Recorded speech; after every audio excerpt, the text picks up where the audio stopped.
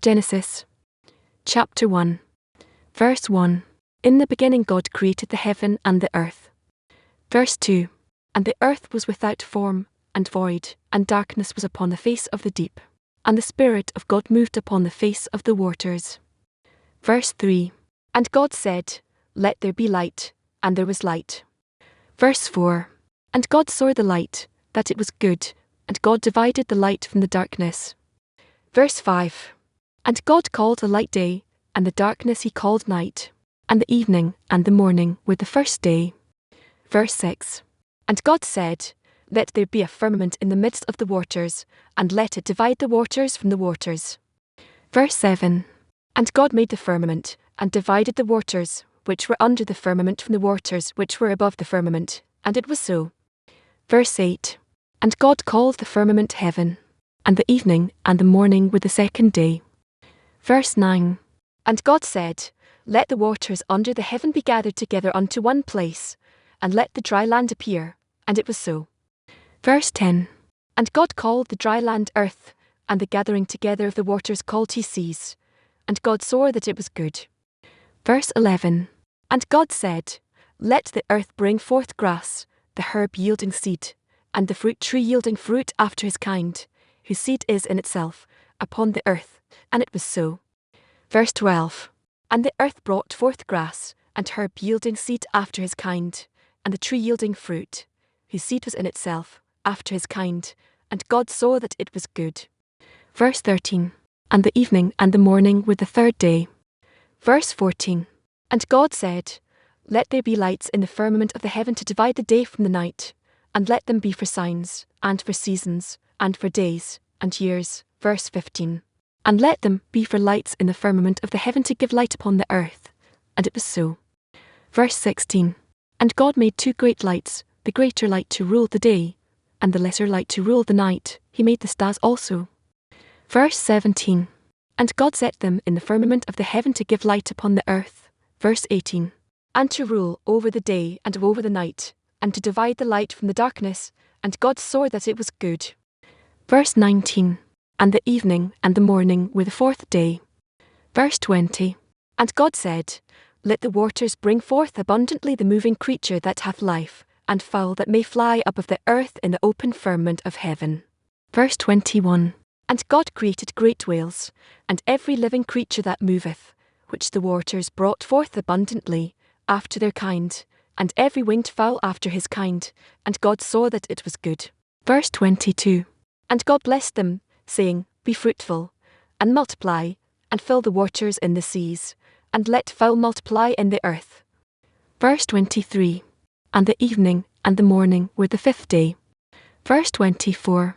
And God said, Let the earth bring forth the living creature after his kind, cattle, and creeping thing, and beast of the earth after his kind, and it was so. Verse 25. And God made the beast of the earth after his kind, and cattle after their kind, and everything that creepeth upon the earth after his kind, and God saw that it was good. Verse 26. And God said, Let us make man in our image, after our likeness, and let them have dominion over the fish of the sea, and over the fowl of the air, and over the cattle, and over all the earth, and over every creeping thing that creepeth upon the earth. Verse 27. So God created man in his own image, in the image of God created he him, male and female created he them. Verse 28. And God blessed them, and God said unto them, Be fruitful, and multiply, and replenish the earth, and subdue it, and have dominion over the fish of the sea, and over the fowl of the air, and over every living thing that moveth upon the earth. Verse 29. And God said, Behold, I have given you every herb-bearing seed, which is upon the face of all the earth, and every tree, in the which is the fruit of a tree yielding seed, to you it shall be for meat. Verse 30. And to every beast of the earth, and to every fowl of the air, and to everything that creepeth upon the earth, wherein there is life, I have given every green herb for meat, and it was so. Verse 31. And God saw everything that he had made, and, behold, it was very good. And the evening and the morning were the sixth day. Genesis chapter 2, verse 1. Thus the heavens and the earth were finished, and all the host of them. Verse 2. And on the seventh day God ended his work which he had made, and he rested on the seventh day from all his work which he had made. Verse 3. And God blessed the seventh day, and sanctified it, because that in it he had rested from all his work which God created and made. Verse 4. These are the generations of the heavens and of the earth when they were created, in the day that the Lord God made the earth and the heavens. Verse 5. And every plant of the field before it was in the earth, and every herb of the field before it grew, for the Lord God had not caused it to rain upon the earth, and there was not a man to till the ground. Verse 6. But there went up a mist from the earth, and watered the whole face of the ground. Verse 7. And the Lord God formed man of the dust of the ground, and breathed into his nostrils the breath of life, and man became a living soul. Verse 8. And the Lord God planted a garden eastward in Eden, and there he put the man whom he had formed. Verse 9. And out of the ground made the Lord God to grow every tree that is pleasant to the sight, and good for food, the tree of life also in the midst of the garden, and the tree of knowledge of good and evil. Verse 10. And a river went out of Eden to water the garden, and from thence it was parted, and became into 4 heads. Verse 11. The name of the first is Pison, that is it which compasseth the whole land of Havilah, where there is gold. Verse 12. And the gold of that land is good, there is bdellium, and the onyx stone. Verse 13. And the name of the second river is Gihon, the same is it that compasseth the whole land of Ethiopia. Verse 14. And the name of the third river is Hiddekel, that is it which goeth toward the east of Assyria. And the fourth river is Euphrates. Verse 15. And the Lord God took the man, and put him into the garden of Eden to dress it and to keep it. Verse 16. And the Lord God commanded the man, saying, Of every tree of the garden thou mayst freely eat. Verse 17. But of the tree of the knowledge of good and evil, thou shalt not eat of it, for in the day that thou eatest thereof thou shalt surely die. Verse 18. And the Lord God said, It is not good that the man should be alone, I will make him an helpmeet for him. Verse 19. And out of the ground the Lord God formed every beast of the field, and every fowl of the air, and brought them unto Adam to see what he would call them, and whatsoever Adam called every living creature, that was the name thereof. Verse 20. And Adam gave names to all cattle, and to the fowl of the air, and to every beast of the field, but for Adam there was not found an helpmeet for him. Verse 21. And the Lord God caused a deep sleep to fall upon Adam, and he slept, and he took one of his ribs, and closed up the flesh instead thereof. Verse 22. And the rib, which the Lord God had taken from man, made he a woman, and brought her unto the man. Verse 23. And Adam said, This is now bone of my bones, and flesh of my flesh shall be called woman, because she was taken out of man. Verse 24. Therefore shall a man leave his father and his mother, and shall cleave unto his wife, and they shall be one flesh. Verse 25. And they were both naked, the man and his wife, and were not ashamed. Genesis chapter 3. Verse 1. Now the serpent was more subtle than any beast of the field which the Lord God had made. And he said unto the woman, Yea, hath God said, Ye shall not eat of every tree of the garden. Verse 2. And the woman said unto the serpent, We may eat of the fruit of the trees of the garden. Verse 3. But of the fruit of the tree which is in the midst of the garden, God hath said, Ye shall not eat of it, neither shall ye touch it, lest ye die. Verse 4. And the serpent said unto the woman, Ye shall not surely die. Verse 5. For God doth know that in the day ye eat thereof, then your eyes shall be opened, and ye shall be as gods, knowing good and evil. Verse 6. And when the woman saw that the tree was good for food, and that it was pleasant to the eyes, and a tree to be desired to make one wise, she took of the fruit thereof, and did eat, and gave also unto her husband with her, and he did eat. Verse 7. And the eyes of them both were opened, and they knew that they were naked, and they sewed fig leaves together, and made themselves aprons. Verse 8. And they heard the voice of the Lord God working in the garden in the cool of the day. And Adam and his wife hid themselves from the presence of the Lord God amongst the trees of the garden. Verse 9. And the Lord God called unto Adam, and said unto him, Where art thou? Verse 10. And he said, I heard thy voice in the garden, and I was afraid, because I was naked, and I hid myself. Verse 11. And he said, Who told thee that thou wast naked? Hast thou eaten of the tree, whereof I commanded thee that thou shouldest not eat? Verse 12. And the man said, The woman whom thou gavest to be with me, she gave me of the tree, and I did eat. Verse 13. And the Lord God said unto the woman, What is this that thou hast done? And the woman said, The serpent beguiled me, and I did eat. Verse 14.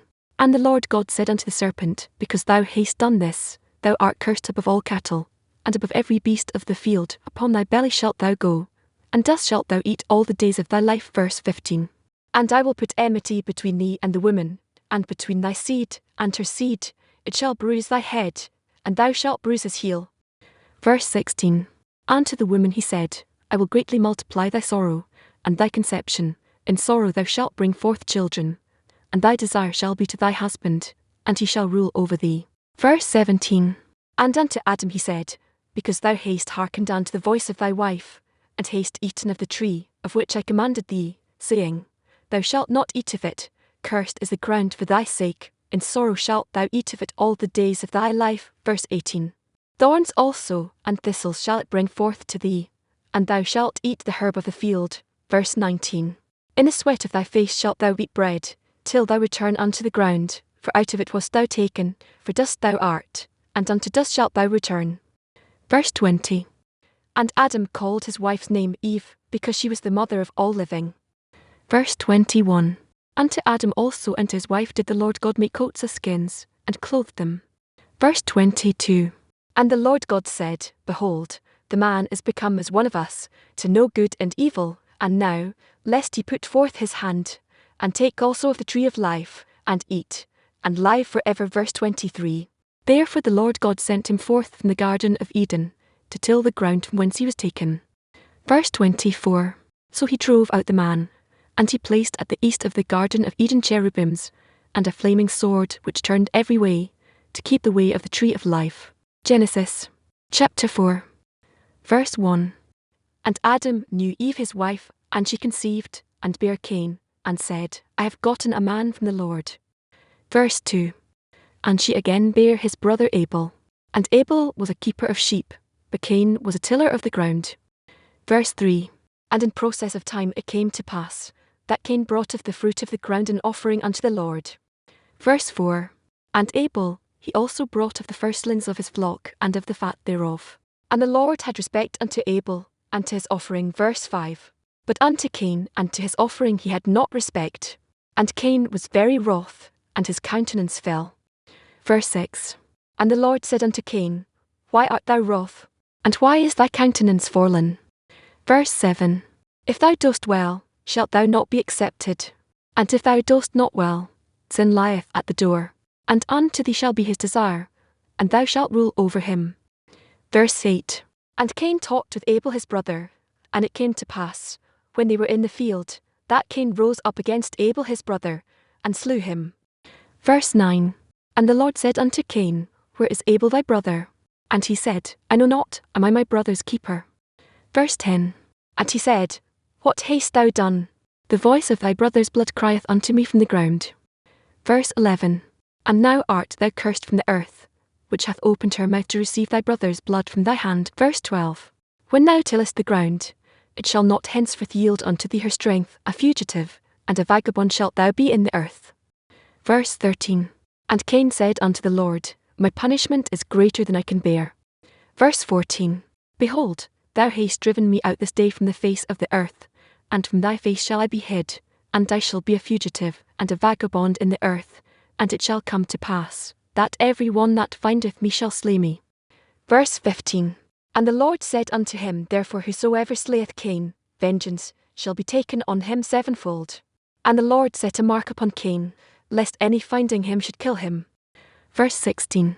And Cain went out from the presence of the Lord, and dwelt in the land of Nod, on the east of Eden. Verse 17. And Cain knew his wife, and she conceived, and bare Enoch, and he builded a city, and called the name of the city after the name of his son, Enoch. Verse 18. And unto Enoch was born Irad, and Irad begat Mehiel, and Mehiel begat Methusael, and Methusael begat Lamech. Verse 19. And Lamech took unto him 2 wives, the name of the one was Adar, and the name of the other Zillah. Verse 20.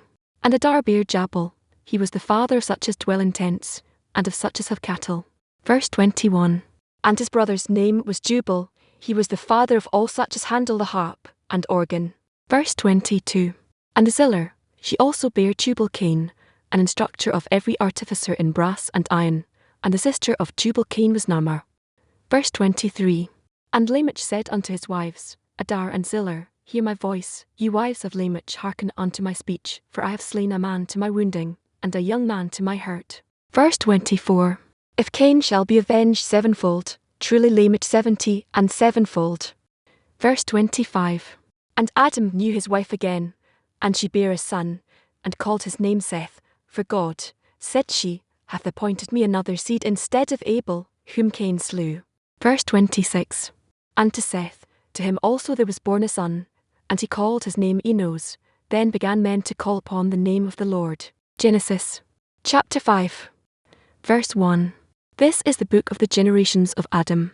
In the day that God created man, in the likeness of God made he him. Verse 2. Male and female created he them, and blessed them, and called their name Adam, in the day when they were created. Verse 3. And Adam lived 130 years, and begat a son in his own likeness, after his image, and called his name Seth. Verse 4. And the days of Adam after he had begotten Seth were 800 years, and he begat sons and daughters. Verse 5. And all the days that Adam lived were 930 years, and he died. Verse 6.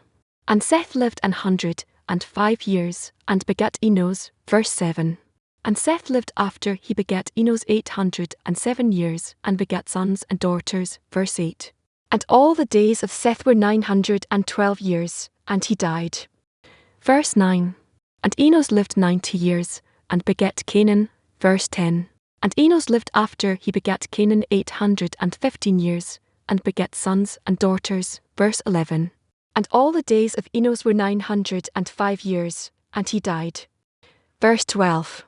And Canaan lived 70 years, and begat Mahalaleel. Verse 13. And Canaan lived after he begat Mahalaleel 840 years, and begat sons and daughters. Verse 14. And all the days of Canaan were 910 years, and he died. Verse 15. And Mahalaleel lived 65 years, and begat Jared. Verse 16. And Mahalaleel lived after he begat Jared 830 years, and begat sons and daughters. Verse 17. And all the days of Mahalaleel were 895 years, and he died. Verse 18. And Jared lived 162 years, and he begat Enoch. Verse 19. And Jared lived after he begat Enoch 800 years, and begat sons and daughters. Verse 20. And all the days of Jared were 962 years, and he died. Verse 21. And Enoch lived 65 years, and begat Methuselah. Verse 22. And Enoch walked with God after he begat Methuselah 300 years, and begat sons and daughters. Verse 23. And all the days of Enoch were 365 years. Verse 24. And Enoch walked with God, and he was not, for God took him. Verse 25. And Methuselah lived 187 years, and begat Lamech. Verse 26. And Methuselah lived after he begat Lamech 782 years, and begat sons and daughters. Verse 27. And all the days of Methuselah were 969 years, and he died. Verse 28. And Lamech lived 182 years, and begat a son. Verse 29. And he called his name Noah, saying, The same shall comfort us concerning our work and toil of our hands, because of the ground which the Lord hath cursed. Verse 30. And Lamech lived after he begat Noah 595 years, and begat sons and daughters. Verse 31. And all the days of Lamech were 777 years, and he died. Verse 32. And Noah was 500 years old, and Noah begat Shem, Ham, and Japheth. Genesis chapter 6. Verse 1. And it came to pass, when men began to multiply on the face of the earth, and daughters were born unto them. Verse 2. That the sons of God saw the daughters of men that they were fair, and they took them wives of all which they chose. Verse 3. And the Lord said, My spirit shall not always strive with man, for that he also is flesh, yet his days shall be 120 years. Verse 4. There were giants in the earth in those days, And also after that, when the sons of God came in unto the daughters of men, and they bare children to them, the same became mighty men which were of old, men of renown. Verse 5. And God saw that the wickedness of man was great in the earth, and that every imagination of the thoughts of his heart was only evil continually. Verse 6. And it repented the Lord that he had made man on the earth, and it grieved him at his heart.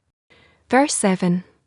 And the Lord said, I will destroy man whom I have created from the face of the earth, both man, and beast, and the creeping thing, and the fowls of the air, for it repenteth me that I have made them. Verse 8. But Noah found grace in the eyes of the Lord. Verse 9. These are the generations of Noah. Noah was a just man, and perfect in his generations, and Noah walked with God. Verse 10. And Noah begat 3 sons, Shem, Ham, and Japheth. Verse 11. The earth also was corrupt before God, and the earth was filled with violence. Verse 12. And God looked upon the earth, and, behold, it was corrupt, for all flesh had corrupted his way upon the earth. Verse 13. And God said unto Noah, The end of all flesh is come before me, for the earth is filled with violence through them, and, behold, I will destroy them with the earth. Verse 14. Make thee an ark of gopher wood. Rooms shalt thou make in the ark, and shalt pitch it within, and without with pitch. Verse 15. And this is a fashion which thou shalt make it of. The length of the ark shall be 300 cubits, the breadth of it 50 cubits, and the height of it 30 cubits. Verse 16. A window shalt thou make to the ark, and in a cubit shalt thou finish it above, and the door of the ark shalt thou set in the side thereof, with lower, second, and third story shalt thou make it. Verse 17. And, behold, I, even I, do bring a flood of waters upon the earth, to destroy all flesh, wherein is the breath of life, from under heaven, and everything that is in the earth shall die. Verse 18. But with thee will I establish my covenant, and thou shalt come into the ark, thou, and thy sons, and thy wife, and thy sons' wives with thee. Verse 19. And of every living thing of all flesh, 2 of every sort shalt thou bring into the ark, to keep them alive with thee. They shall be male and female. Verse 20.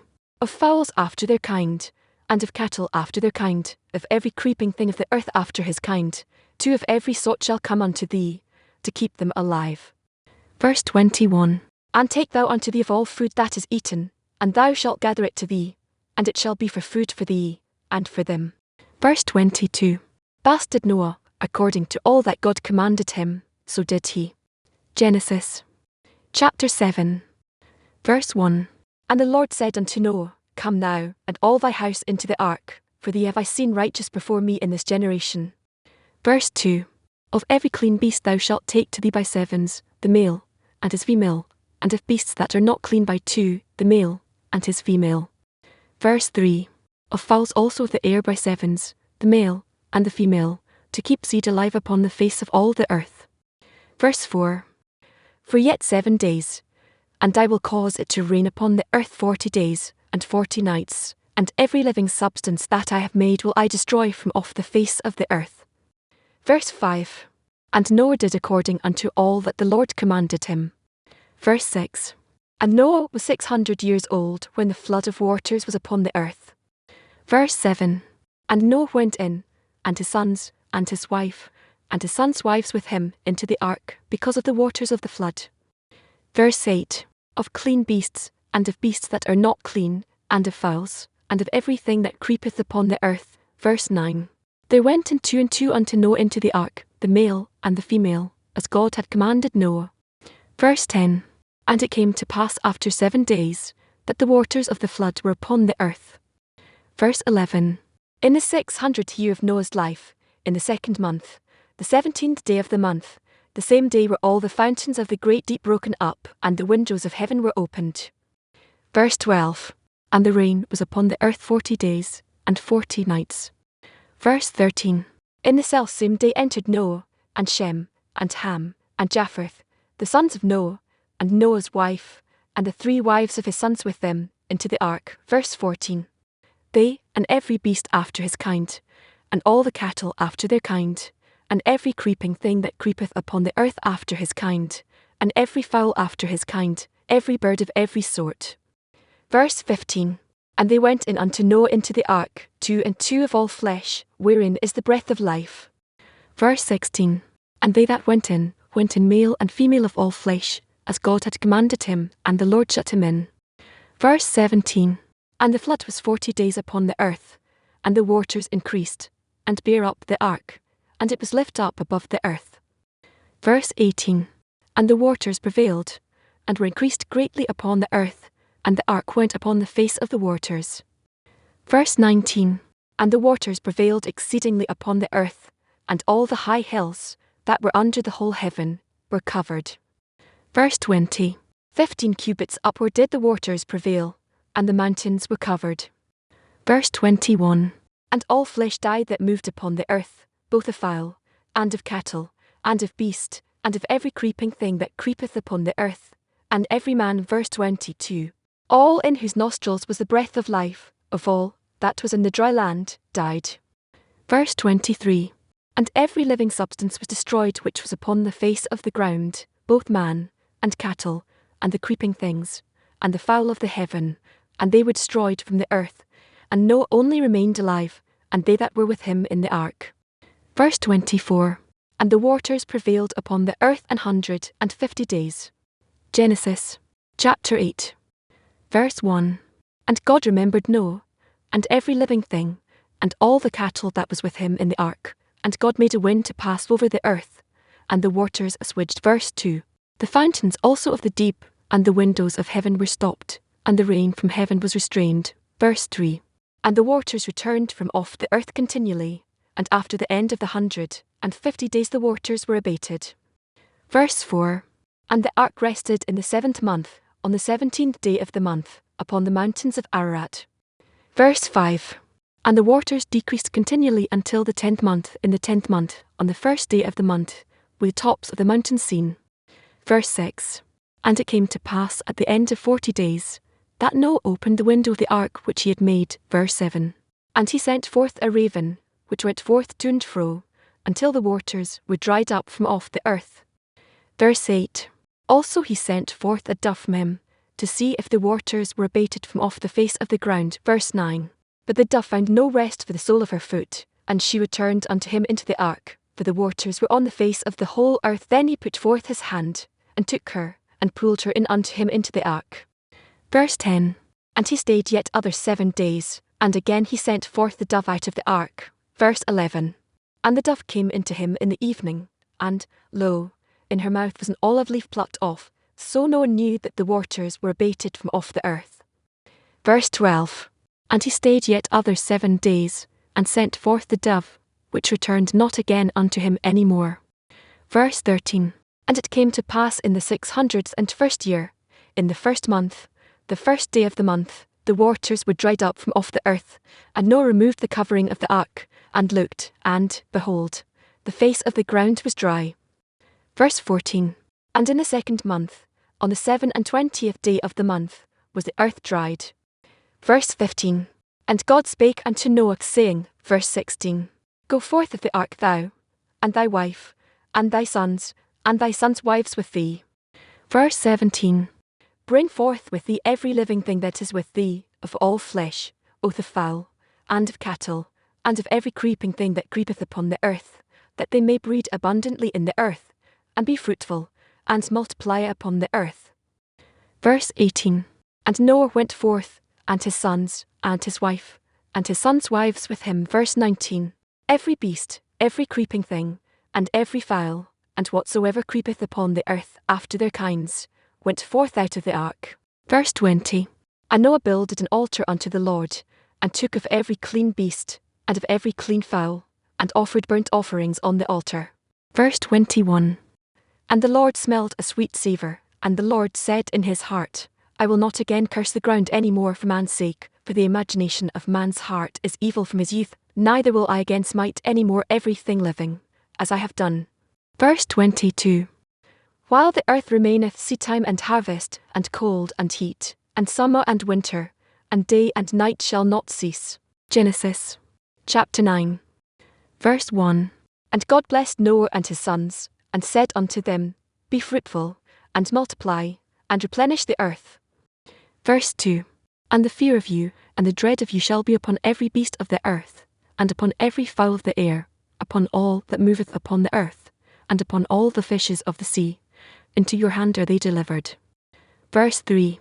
Every moving thing that liveth shall be meat for you, even as the green herb have I given you all things. Verse 4.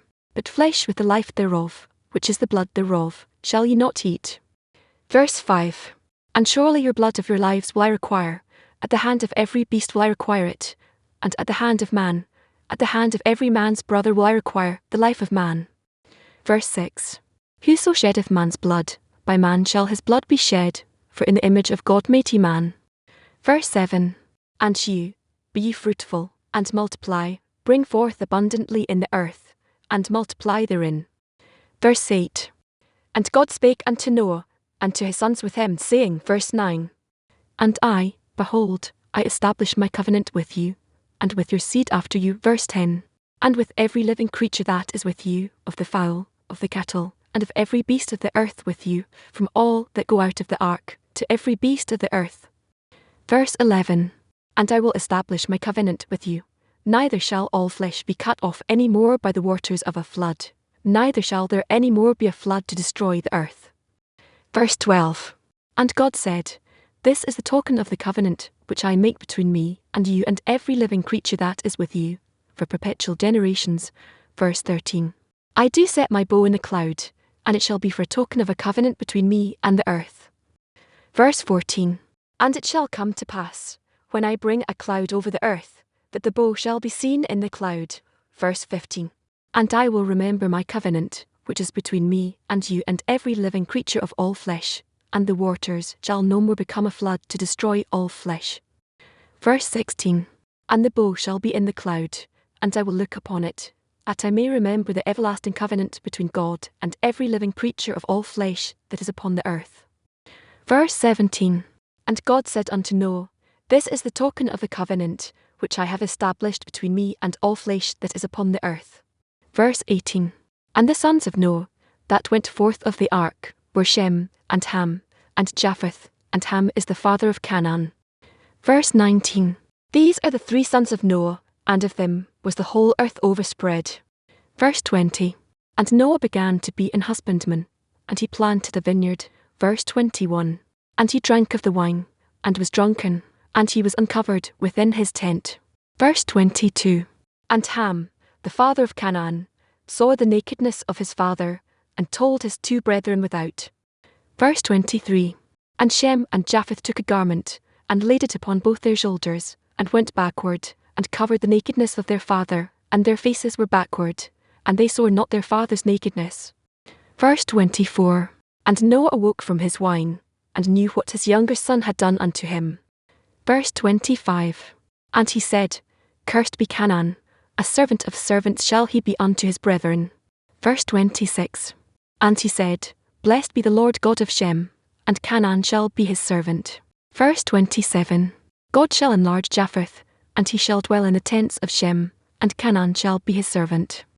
Verse 28. And Noah lived after the flood 350 years.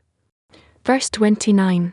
And all the days of Noah were 950 years, and he died. Genesis chapter 10. Verse 1. Now these are the generations of the sons of Noah, Shem, Ham, and Japheth, and unto them were sons born after the flood. Verse 2. The sons of Japheth Gomer, and Magog, and Madai, and Javan, and Tubal, and Meshech, and Tiras. Verse 3. And the sons of Gomer, Ashkenaz, and Riphath, and Togarmah. Verse 4. And the sons of Jarvan, Elishur, and Tarshish, Kittim, and Dodanim. Verse 5. By these were the isles of the Gentiles divided in their lands, every one after his tongue, after their families, in their nations. Verse 6. And the sons of Ham, Cush, and Mizraim, and Phut, and Canaan. Verse 7. And the sons of Cush, Seber, and Havilah, and Sabter, and Ramah, and Sabteker, and the sons of Ramah, Sheber, and Dedan. Verse 8.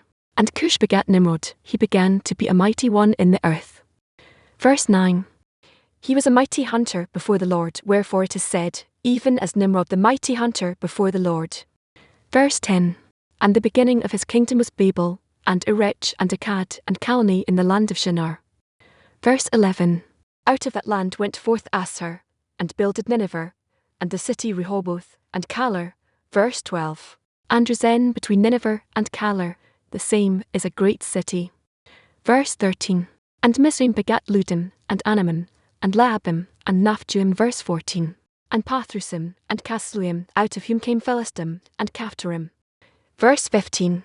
And Canaan begat Sidon his firstborn, and Heth. Verse 16. And the Jebusite, and the Amorite, and the Girgasite. Verse 17. And the Hivite, and the Archite, and the Sinite. Verse 18. And the Arvadite, and the Zemarite, and the Hamathite, and afterward were the families of the Canaanites spread abroad. Verse 19. And the border of the Canaanites was from Sidon, as thou comest to Gerar, unto Gaza, as thou goest unto Sodom, and Gomorrah, and Admar, and Zeboim, even unto Lasher. Verse 20. These are the sons of Ham, after their families, after their tongues, in their countries, and in their nations. Verse 21. Unto Shem also, the father of all the children of Eber, the brother of Japheth the elder, even to him were children born. Verse 22. The children of Shem, Elam, and Asshur, and Aphiksad, and Lud, and Aram. Verse 23. And the children of Aram, Uz, and Hul, and Gether, and Mash. Verse 24. And Aphiksad begat Salar, and Salar begat Eber. Verse 25. And unto Eber were born two sons, the name of one was Peleg, for in his days was the earth divided, and his brother's name was Joktan. Verse 26. And Joktan begat Almodad, and Sheleph, and Hazarmaveth, and Jerah. Verse 27. And Hadoram, and Uzal, and Diklah. Verse 28. And Obal, and Abimael, and Sheber. Verse 29. And Ophir, and Havilah, and Jobab, all these were the sons of Joktan. Verse 30. And their dwelling was from Mesher, as thou goest unto Sephar a mount of the east. Verse 31. These are the sons of Shem, after their families, after their tongues, in their lands, after their nations. Verse 32. These are the families of the sons of Noah, after their generations, in their nations, and by these were the nations divided in the earth after the flood. Genesis. Chapter 11. Verse 1. And the whole earth was of one language, and of one speech. Verse 2. And it came to pass, as they journeyed from the east, that they found a plain in the land of Shinar, and they dwelt there. Verse 3. And they said one to another, Go to, let us make brick, and burn them thoroughly. And they had brick for stone, and slime had they for mortar. Verse 4. And they said, Go to, let us build us a city, and a tower, whose top may reach unto heaven, and let us make us a name, lest we be scattered abroad upon the face of the whole earth. Verse 5. And the Lord came down to see the city and the tower, which the children of men builded. Verse 6. And the Lord said, Behold, the people is one, and they have all one language, and this they begin to do, and now nothing will be restrained from them, which they have imagined to do. Verse 7. Go to, let us go down, and there confound their language, that they may not understand one another's speech. Verse 8. So the Lord scattered them abroad from thence upon the face of all the earth, and they left off to build the city. Verse 9. Therefore is the name of it called Babel, because the Lord did there confound the language of all the earth, and from thence did the Lord scatter them abroad upon the face of all the earth. Verse 10. These are the generations of Shem. Shem was 100 years old, and begat Aphiksad 2 years after the flood. Verse 11. And Shem lived after he begat Aphiksad 500 years, and begat sons and daughters. Verse 12. And Aphiksad lived 35 years, and begat Salar. Verse 13. And Aphiksad lived after he begat Salar 403 years, and begat sons and daughters. Verse 14. And Salar lived 30 years, and begat Eber. Verse 15. And Salar lived after he begat Eber 403 years, and begat sons and daughters. Verse 16. And Eber lived 34 years, and begat Peleg. Verse 17. And Eber lived after he begat Peleg 430 years, and begat sons and daughters. Verse 18. And Peleg lived 30 years, and begat Ru. Verse 19.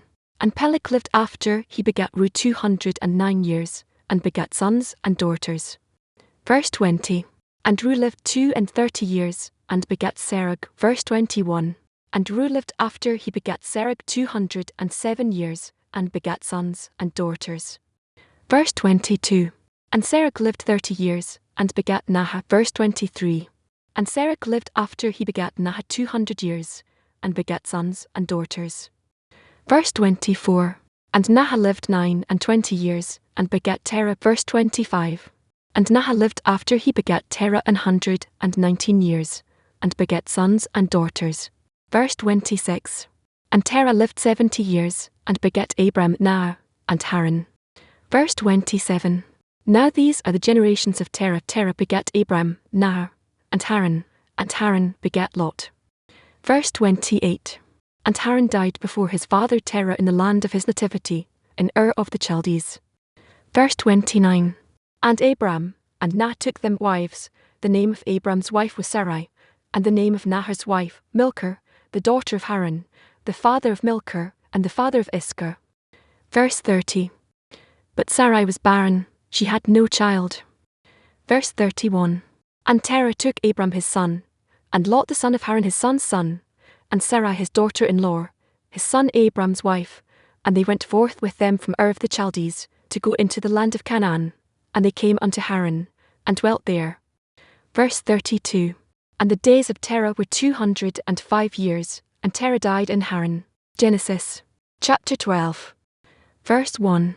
Now the Lord had said unto Abram, Get thee out of thy country, and from thy kindred, and from thy father's house, unto a land that I will show thee. Verse 2. And I will make of thee a great nation, and I will bless thee, and make thy name great, and thou shalt be a blessing. Verse 3. And I will bless them that bless thee, and curse him that curseth thee, and in thee shall all families of the earth be blessed. Verse 4. So Abram departed, as the Lord had spoken unto him, and Lot went with him, and Abram was 75 years old when he departed out of Haran. Verse 5. And Abram took Sarai his wife, and Lot his brother's son, and all their substance that they had gathered, and the souls that they had gotten in Haran, and they went forth to go into the land of Canaan, and into the land of Canaan they came. Verse 6. And Abram passed through the land unto the place of Sichem, unto the plain of Moor, and the Canaanite was then in the land. Verse 7. And the Lord appeared unto Abram, and said, Unto thy seed will I give this land, and there builded he an altar unto the Lord, who appeared unto him. Verse 8. And he removed from thence unto a mountain on the east of Bethel, and pitched his tent, having Bethel on the west, and Hai on the east, and there he builded an altar unto the Lord, and called upon the name of the Lord. Verse 9. And Abram journeyed, going on still toward the south. Verse 10. And there was a famine in the land, and Abram went down into Egypt to sojourn there, for the famine was grievous in the land. Verse 11. And it came to pass, when he was come near to enter into Egypt, that he said unto Sarai his wife, Behold now, I know that thou art a fair woman to look upon. Verse 12. Therefore it shall come to pass, when the Egyptians shall see thee, that they shall say, This is his wife, and they will kill me, but they will save thee alive. Verse 13. Say, I pray thee, Thou art my sister, that it may be well with me for thy sake, and my soul shall live because of thee. Verse 14. And it came to pass, that, when Abram was come into Egypt, the Egyptians beheld the woman that she was very fair. Verse 15. The princes also of Pharaoh saw her, and commended her before Pharaoh, and the woman was taken into Pharaoh's house. Verse 16. And he entreated Abram well for her sake, and he had sheep and oxen, and he asses, and menservants, and maidservants, and she asses, and camels. Verse 17. And the Lord plagued Pharaoh, and his house with great plagues, because of Sarai Abram's wife. Verse 18. And Pharaoh called Abram, and said, What is this that thou hast done unto me? Why didst thou not tell me that she was thy wife? Verse 19. Why saidst thou, She is my sister, so I might have taken her to me to wife? Now therefore behold thy wife, take her, and go thy way. Verse 20. And Pharaoh commanded his men concerning him, and they sent him away, and his wife, and all that he had. Genesis chapter 13. Verse 1. And Abram went up out of Egypt, he, and his wife, and all that he had, and Lot with him into the south. Verse 2. And Abram was very rich in cattle, in silver, and in gold, Verse 3. And he went on his journeys from the south even to Bethel, unto the place where his tent had been at the beginning, between Bethel and Hai. Verse 4. Unto the place of the altar, which he had made there at the first. And there Abram called on the name of the Lord. Verse 5. And Lot also, which went with Abram, had flocks, and herds, and tents. Verse 6. And the land was not able to bear them, that they might dwell together, for their substance was great, so that they could not dwell together. Verse 7. And there was a strife between the herdmen of Abram's cattle, and the herdmen of Lot's cattle, and the Canaanite, and the Perizzite dwelt then in the land. Verse 8. And Abram said unto Lot, Let there be no strife, I pray thee, between me and thee, and between my herdmen and thy herdmen, for we be brethren. Verse 9. Is not the whole land before thee? Separate thyself, I pray thee, from me. If thou wilt take the left hand, then I will go to the right. Or if thou depart to the right hand, then I will go to the left. Verse 10. And Lot lifted up his eyes, and beheld all the plain of Jordan, that it was well watered everywhere, before the Lord destroyed Sodom and Gomorrah, even as the garden of the Lord, like the land of Egypt, as thou comest unto Zoar. Verse 11. Then Lot chose him all the plain of Jordan, and Lot journeyed east, and they separated themselves the one from the other. Verse 12. Abram dwelled in the land of Canaan, and Lot dwelled in the cities of the plain, and pitched his tent toward Sodom. Verse 13. But the men of Sodom were wicked and sinners before the Lord exceedingly. Verse 14. And the Lord said unto Abram, after that Lot was separated from him, Lift up now thine eyes, and look from the place where thou art northward, and southward, and eastward, and westward. Verse 15. For all the land which thou seest, to thee will I give it, and to thy seed for ever. Verse 16. And I will make thy seed as the dust of the earth, so that if a man can number the dust of the earth, then shall thy seed also be numbered. Verse 17. Arise, walk through the land in the length of it, and in the breadth of it, for I will give it unto thee. Verse 18. Then Abram removed his tent, and came and dwelt in the plain of Mamre, which is in Hebron, and built there an altar unto the Lord. Genesis chapter 14. Verse 1. And it came to pass in the days of Amraphel king of Shinar, Arioch king of Elasar, Chedorlaomer king of Elam, and Tidal king of nations. Verse 2. That these made war with Beri king of Sodom, and with Bersher king of Gomorrah, Shenab king of Admar, and Shemeba king of Zeboim, and the king of Beler, which is Zoar. Verse 3.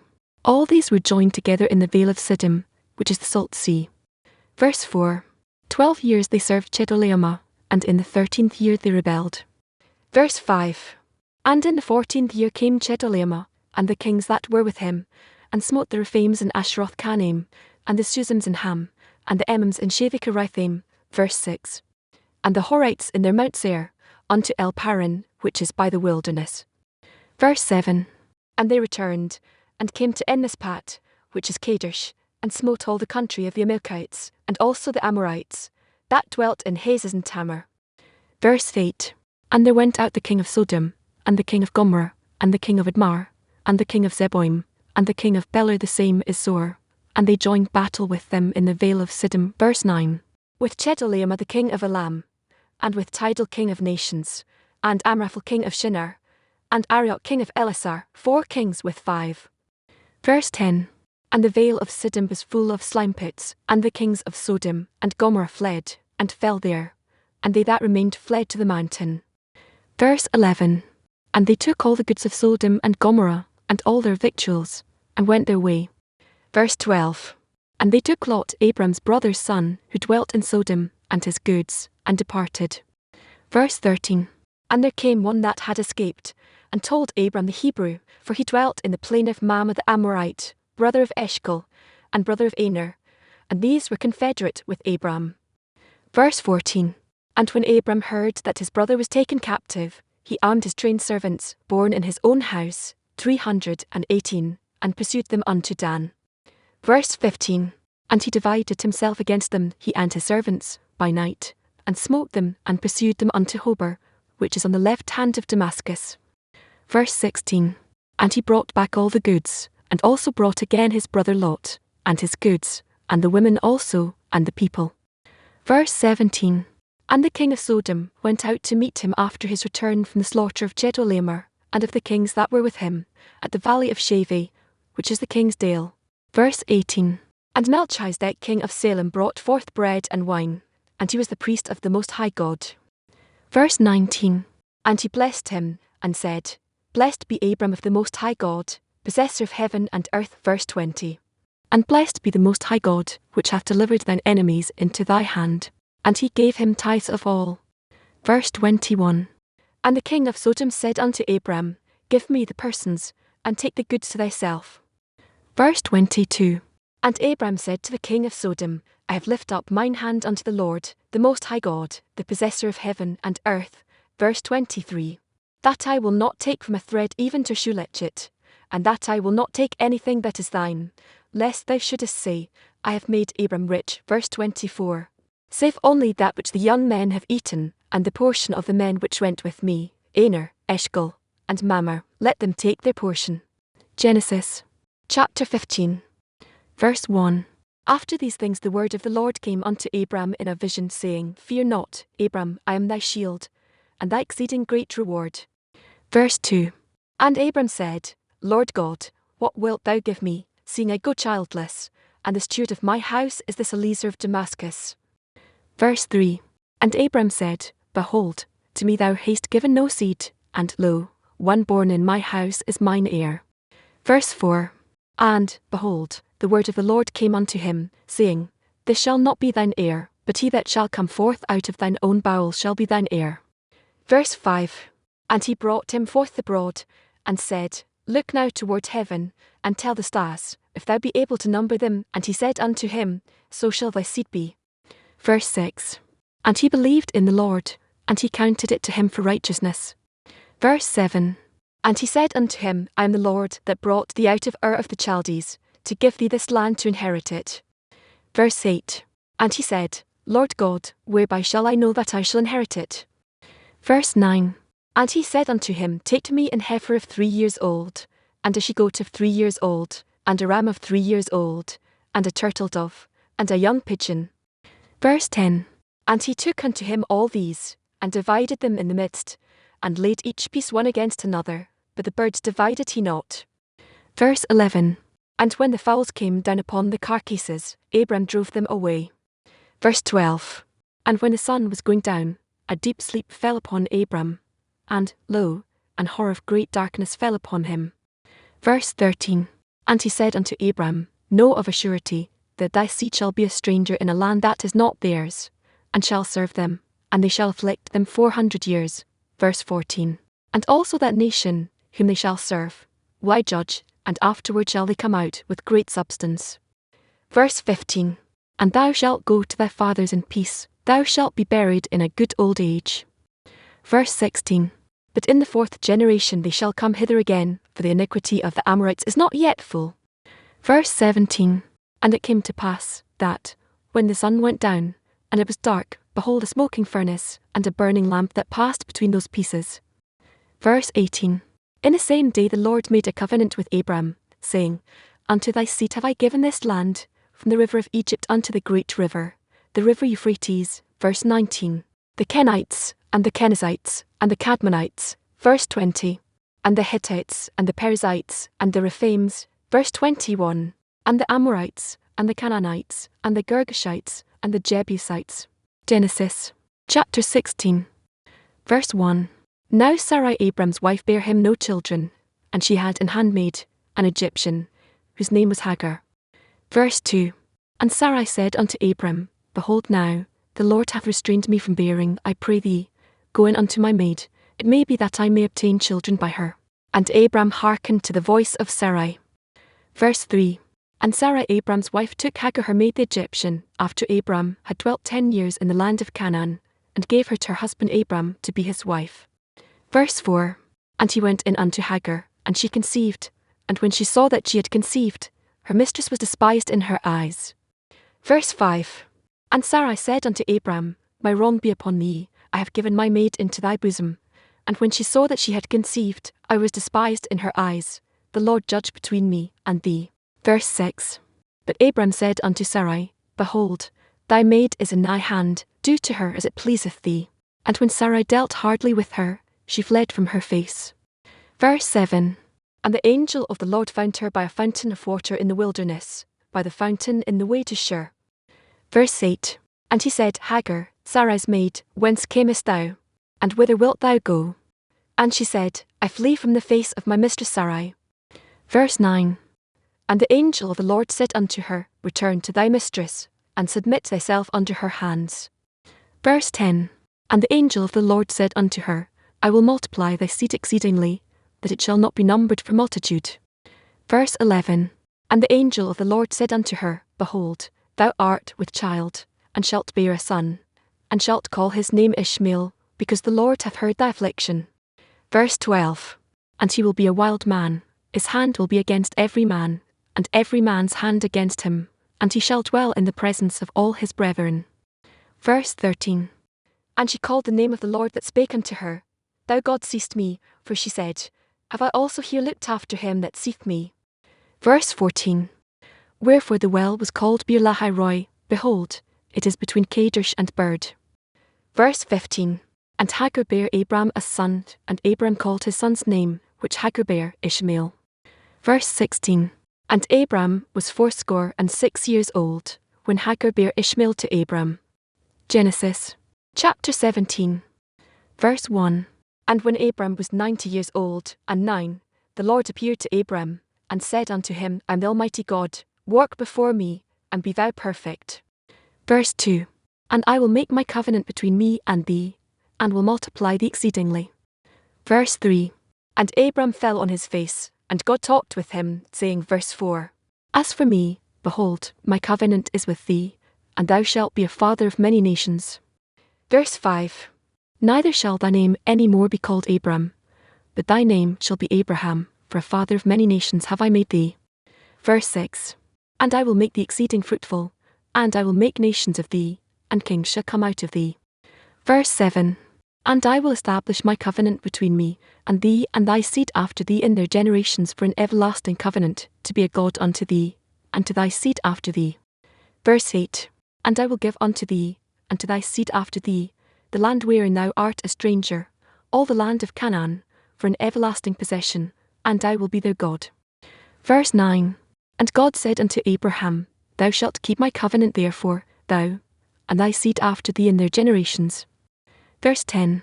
This is my covenant, which ye shall keep, between me, and you, and thy seed after thee, every man child among you shall be circumcised. Verse 11. And ye shall circumcise the flesh of your foreskin, and it shall be a token of the covenant betwixt me and you. Verse 12. And he that is 8 days old shall be circumcised among you, every man child in your generations, he that is born in the house, or bought with money of any stranger, which is not of thy seed. Verse 13. He that is born in thy house, and he that is bought with thy money, must needs be circumcised, and my covenant shall be in your flesh for an everlasting covenant. Verse 14. And the uncircumcised man-child whose flesh of his foreskin is not circumcised, that soul shall be cut off from his people, he hath broken my covenant. Verse 15. And God said unto Abraham, As for Sarai thy wife, thou shalt not call her name Sarai, but Sarah shall her name be. Verse 16. And I will bless her, and give thee a son also of her, yea, I will bless her, and she shall be a mother of nations, kings of people shall be of her. Verse 17. Then Abraham fell upon his face, and laughed, and said in his heart, Shall a child be born unto him that is 100 years old? And shall Sarah, that is 90 years old, bear? Verse 18. And Abraham said unto God, O that Ishmael might live before thee. Verse 19. And God said, Sarah thy wife shall bear thee a son indeed, and thou shalt call his name Isaac, and I will establish my covenant with him for an everlasting covenant, and with his seed after him. Verse 20. And as for Ishmael, I have heard thee, behold, I have blessed him, and will make him fruitful, and will multiply him exceedingly. 12 princes shall he beget, and I will make him a great nation. Verse 21. But my covenant will I establish with Isaac, which Sarah shall bear unto thee at the set time in the next year. Verse 22. And he left off talking with him, and God went up from Abraham. Verse 23. And Abraham took Ishmael his son, and all that were born in his house, and all that were bought with his money, every male among the men of Abraham's house, and circumcised the flesh of their foreskin in the selfsame day, as God had said unto him. Verse 24. And Abraham was 90 years old and 9, when he was circumcised in the flesh of his foreskin. Verse 25. And Ishmael his son was 13 years old, when he was circumcised in the flesh of his foreskin. Verse 26. In the selfsame day was Abraham circumcised, and Ishmael his son. Verse 27. And all the men of his house, born in the house, and bought with money of the stranger, were circumcised with him. Genesis. Chapter 18. Verse 1. And the Lord appeared unto him in the plains of Mamre, and he sat in the tent door in the heat of the day. Verse 2. And he lifted up his eyes and looked, and lo, 3 men stood by him, and when he saw them, he ran to meet them from the tent door, and bowed himself toward the ground. Verse 3.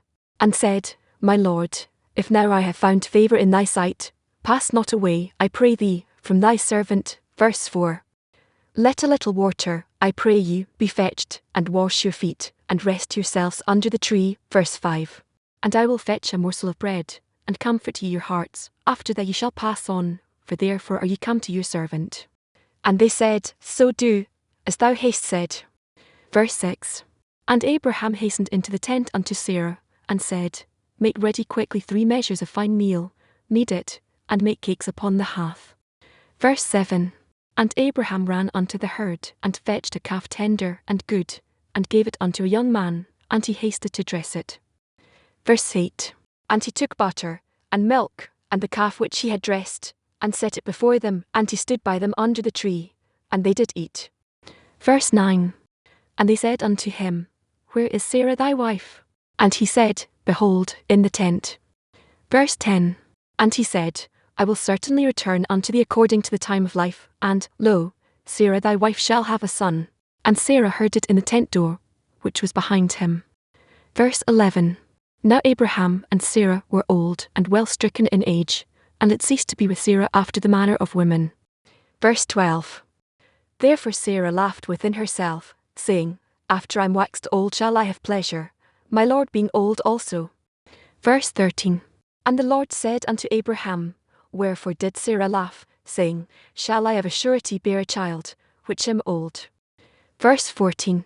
Is anything too hard for the Lord? At the time appointed I will return unto thee, according to the time of life, and Sarah shall have a son. Verse 15. Then Sarah denied, saying, I laughed not, for she was afraid. And he said, Nay, but thou didst laugh. Verse 16. And the men rose up from thence, and looked toward Sodom, and Abraham went with them to bring them on the way. Verse 17. And the Lord said, Shall I hide from Abraham that thing which I do? Verse 18. Seeing that Abraham shall surely become a great and mighty nation, and all the nations of the earth shall be blessed in him. Verse 19. For I know him, that he will command his children, and his household after him, and they shall keep the way of the Lord, to do justice and judgment, that the Lord may bring upon Abraham that which he hath spoken of him. Verse 20. And the Lord said, Because the cry of Sodom and Gomorrah is great, and because their sin is very grievous. Verse 21. I will go down now, and see whether they have done altogether according to the cry of it, which is come unto me, and if not, I will know. Verse 22. And the men turned their faces from thence, and went toward Sodom, but Abraham stood yet before the Lord. Verse 23. And Abraham drew near, and said, Wilt thou also destroy the righteous with the wicked? Verse 24. Peradventure there be 50 righteous within the city, wilt thou also destroy, and not spare the place for the 50 righteous that are therein? Verse 25. That be far from me to do after this manner, to slay the righteous with the wicked, and that the righteous should be as the wicked, that be far from thee. Shall not the judge of all the earth do right? Verse 26. And the Lord said, If I find in Sodom 50 righteous within the city, then I will spare all the place for their sakes. Verse 27. And Abraham answered and said, Behold, now I have taken upon me to speak unto the Lord, which am but dust and ashes. Verse 28. Peradventure there shall lack 5 of the 50 righteous, wilt thou destroy all the city for lack of 5? And he said, If I find there 45, I will not destroy it. Verse 29. And he spake unto him yet again, and said, Peradventure there shall be 40 found there. And he said, I will not do it for 40's sake. Verse 30. And he said unto him, O let not the Lord be angry, and I will speak, peradventure there shall 30 be found there. And he said, I will not do it, if I find 30 there. Verse 31. And he said, Behold now, I have taken upon me to speak unto the Lord, peradventure there shall be 20 found there. And he said, I will not destroy it for 20's sake. Verse 32. And he said, O let not the Lord be angry, and I will speak yet, but this once, peradventure 10 shall be found there. And he said, I will not destroy it for 10's sake. Verse 33. And the Lord went his way, as soon as he had left communing with Abraham, and Abraham returned unto his place. Genesis. Chapter 19. Verse 1. And there came 2 angels to Sodom at even, and Lot sat in the gate of Sodom, and Lot seeing them rose up to meet them, and he bowed himself with his face toward the ground. Verse 2. And he said, Behold now, my lords, turn in, I pray you, into your servant's house, and tarry all night, and wash your feet, and ye shall rise up early, and go on your ways. And they said, Nay, but we will abide in the street all night. Verse 3. And he pressed upon them greatly, and they turned in unto him, and entered into his house, and he made them a feast, and did bake unleavened bread, and they did eat. Verse 4. But before they lay down, the men of the city, even the men of Sodom, compassed the house round, both old and young, all the people from every quarter. Verse 5. And they called unto Lot, and said unto him, Where are the men which came into thee this night? Bring them out unto us, that we may know them. Verse 6. And Lot went out at the door unto them, and shut the door after him. Verse 7. And said, I pray you, brethren, do not so wickedly. Verse 8. Behold now, I have 2 daughters which have not known man, let me, I pray you, bring them out unto you, and do ye to them as is good in your eyes. Only unto these men do nothing, for therefore came they under the shadow of my roof. Verse 9. And they said, Stand back. And they said again, This one fellow came into sojourn, and he will needs be a judge. Now will we deal worse with thee than with him. And they pressed sore upon the man, even Lot, and came near to break the door. Verse 10. But the men put forth their hand, and pulled Lot into the house to them, and shut to the door. Verse 11. And they smote the men that were at the door of the house with blindness, both small and great, so that they wearied themselves to find the door. Verse 12. And the men said unto Lot, Hast thou here any besides son-in-law, and thy sons, and thy daughters, and whatsoever thou hast in the city, bring them out of this place. Verse 13.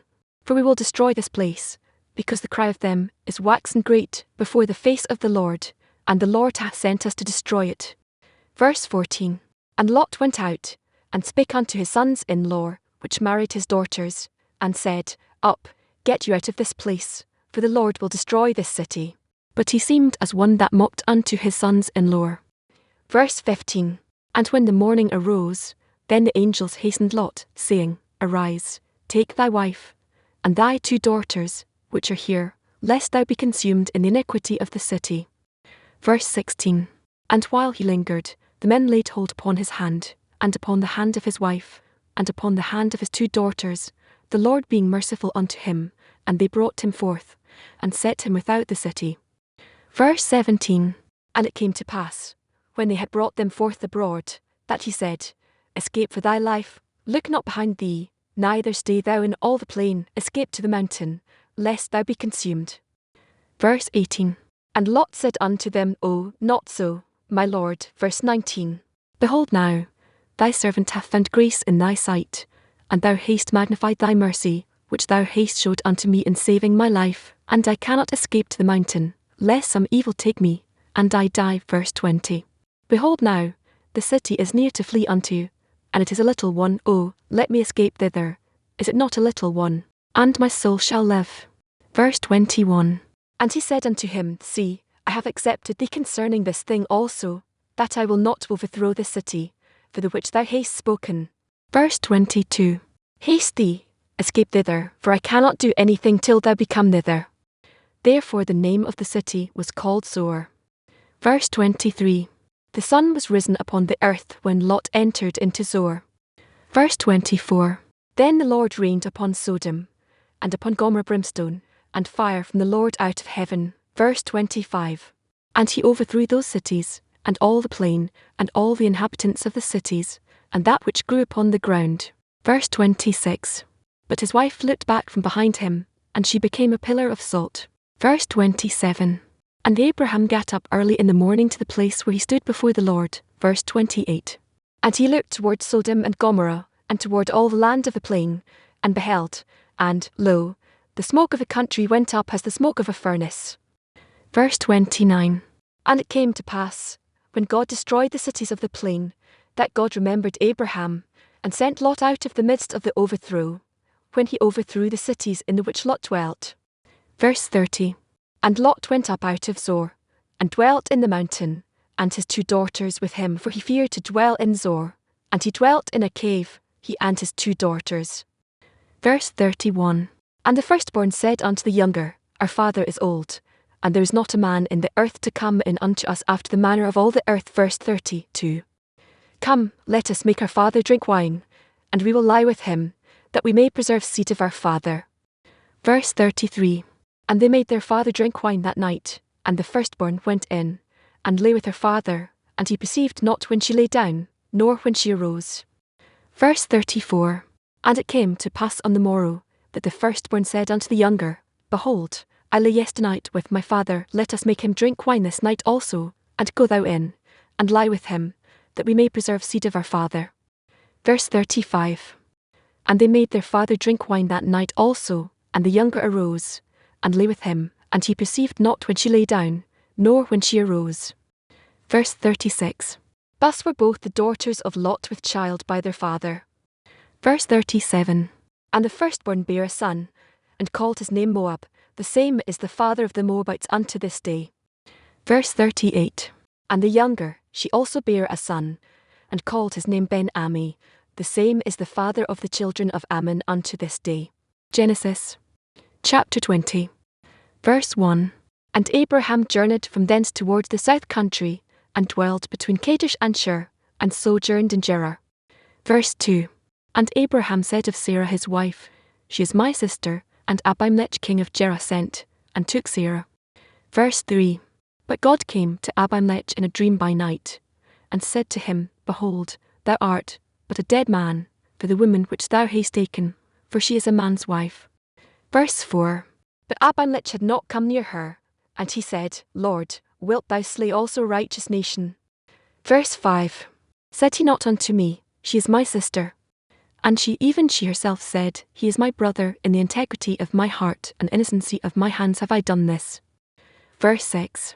And God said unto him in a dream, Yea, I know that thou didst this in the integrity of thy heart, for I also withheld thee from sinning against me, therefore suffered I thee not to touch her. Verse 7. Now therefore restore the man his wife, for he is a prophet, and he shall pray for thee, and thou shalt live, and if thou restore her not, know thou that thou shalt surely die, thou, and all that are thine. Verse 8. Therefore Abimelech rose early in the morning, and called all his servants, and told all these things in their ears, and the men were sore afraid. Verse 9. Then Abimelech called Abraham, and said unto him, What hast thou done unto us? And what have I offended thee, that thou hast brought on me, and on my kingdom a great sin? Thou hast done deeds unto me that ought not to be done. Verse 10. And Abimelech said unto Abraham, What sawest thou, that thou hast done this thing? Verse 11. And Abraham said, Because I thought, Surely the fear of God is not in this place, and they will slay me for my wife's sake. Verse 12. And yet indeed she is my sister, she is the daughter of my father, but not the daughter of my mother, and she became my wife. Verse 13. And it came to pass, when God caused me to wander from my father's house, that I said unto her, This is thy kindness which thou shalt show unto me, at every place whither we shall come, say of me, He is my brother. Verse 14. And Abimelech took sheep and oxen, and men servants, and women servants, and gave them unto Abraham, and restored him Sarah his wife. Verse 15. And Abimelech said, Behold, my land is before thee, dwell where it pleaseth thee. Verse 16. And unto Sarah he said, Behold, I have given thy brother 1,000 pieces of silver, behold, he is to thee a covering of the eyes, unto all that are with thee, and with all other thus she was reproved. Verse 17. So Abraham prayed unto God, and God healed Abimelech, and his wife, and his maidservants, and they bare children. Verse 18. For the Lord had fast closed up all the wombs of the house of Abimelech, because of Sarah Abraham's wife. Genesis. Chapter 21. Verse 1. And the Lord visited Sarah as he had said, and the Lord did unto Sarah as he had spoken. Verse 2. For Sarah conceived, and bare Abraham a son in his old age, at the set time of which God had spoken to him. Verse 3. And Abraham called the name of his son that was born unto him, whom Sarah bare to him, Isaac. Verse 4. And Abraham circumcised his son Isaac, being 8 days old, as God had commanded him. Verse 5. And Abraham was 100 years old, when his son Isaac was born unto him. Verse 6. And Sarah said, God hath made me to laugh, so that all that hear will laugh with me. Verse 7. And she said, Who would have said unto Abraham, that Sarah should have given children suck, for I have borne him a son in his old age. Verse 8. And the child grew, and was weaned, and Abraham made a great feast the same day that Isaac was weaned. Verse 9. And Sarah saw the son of Hagar the Egyptian, which she had borne unto Abraham, mocking. Verse 10. Wherefore she said unto Abraham, Cast out this bondwoman, and her son, for the son of this bondwoman shall not be heir with my son, even with Isaac. Verse 11. And the thing was very grievous in Abraham's sight, because of his son. Verse 12. And God said unto Abraham, Let it not be grievous in thy sight, because of the lad, and because of thy bondwoman, in all that Sarah hath said unto thee, hearken unto her voice, for in Isaac shall thy seed be called. Verse 13. And also of the son of the bondwoman will I make a nation, because he is thy seed. Verse 14. And Abraham rose up early in the morning, and took bread, and a bottle of water, and gave it unto Hagar, putting it on her shoulder, and the child, and sent her away, and she departed, and wandered in the wilderness of Beersheba. Verse 15. And the water was spent in the bottle, and she cast the child under one of the shrubs. Verse 16. And she went, and sat her down over against him a good way off, as it were a bowshot, for she said, Let me not see the death of the child. And she sat over against him, and lifted up her voice, and wept. Verse 17. And God heard the voice of the lad, and the angel of God called to Hagar out of heaven, and said unto her, What aileth thee, Hagar? Fear not, for God hath heard the voice of the lad where he is. Verse 18. Arise, lift up the lad, and hold him in thine hand, for I will make him a great nation.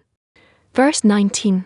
And God opened her eyes, and she saw a well of water, and she went, and filled the bottle with water, and gave the lad drink. Verse 20. And God was with the lad, and he grew, and dwelt in the wilderness, and became an archer. Verse 21. And he dwelt in the wilderness of Paran, and his mother took him a wife out of the land of Egypt. Verse 22. And it came to pass, at that time, that Abimelech and Phicol the chief captain of his host spake unto Abraham, saying, God is with thee in all that thou doest. Verse 23. Now therefore swear unto me here by God, that thou wilt not deal falsely with me, nor with my son, nor with my son's son, but according to the kindness that I have done unto thee, thou shalt do unto me, and to the land wherein thou hast sojourned. Verse 24. And Abraham said, I will swear. Verse 25. And Abraham reproved Abimelech because of a well of water, which Abimelech's servants had violently taken away. Verse 26. And Abimelech said, I wot not who hath done this thing, neither didst thou tell me, neither yet heard I of it, but today. Verse 27. And Abraham took sheep and oxen, and gave them unto Abimelech, and both of them made a covenant. Verse 28. And Abraham set 7 ewe lambs of the flock by themselves. Verse 29.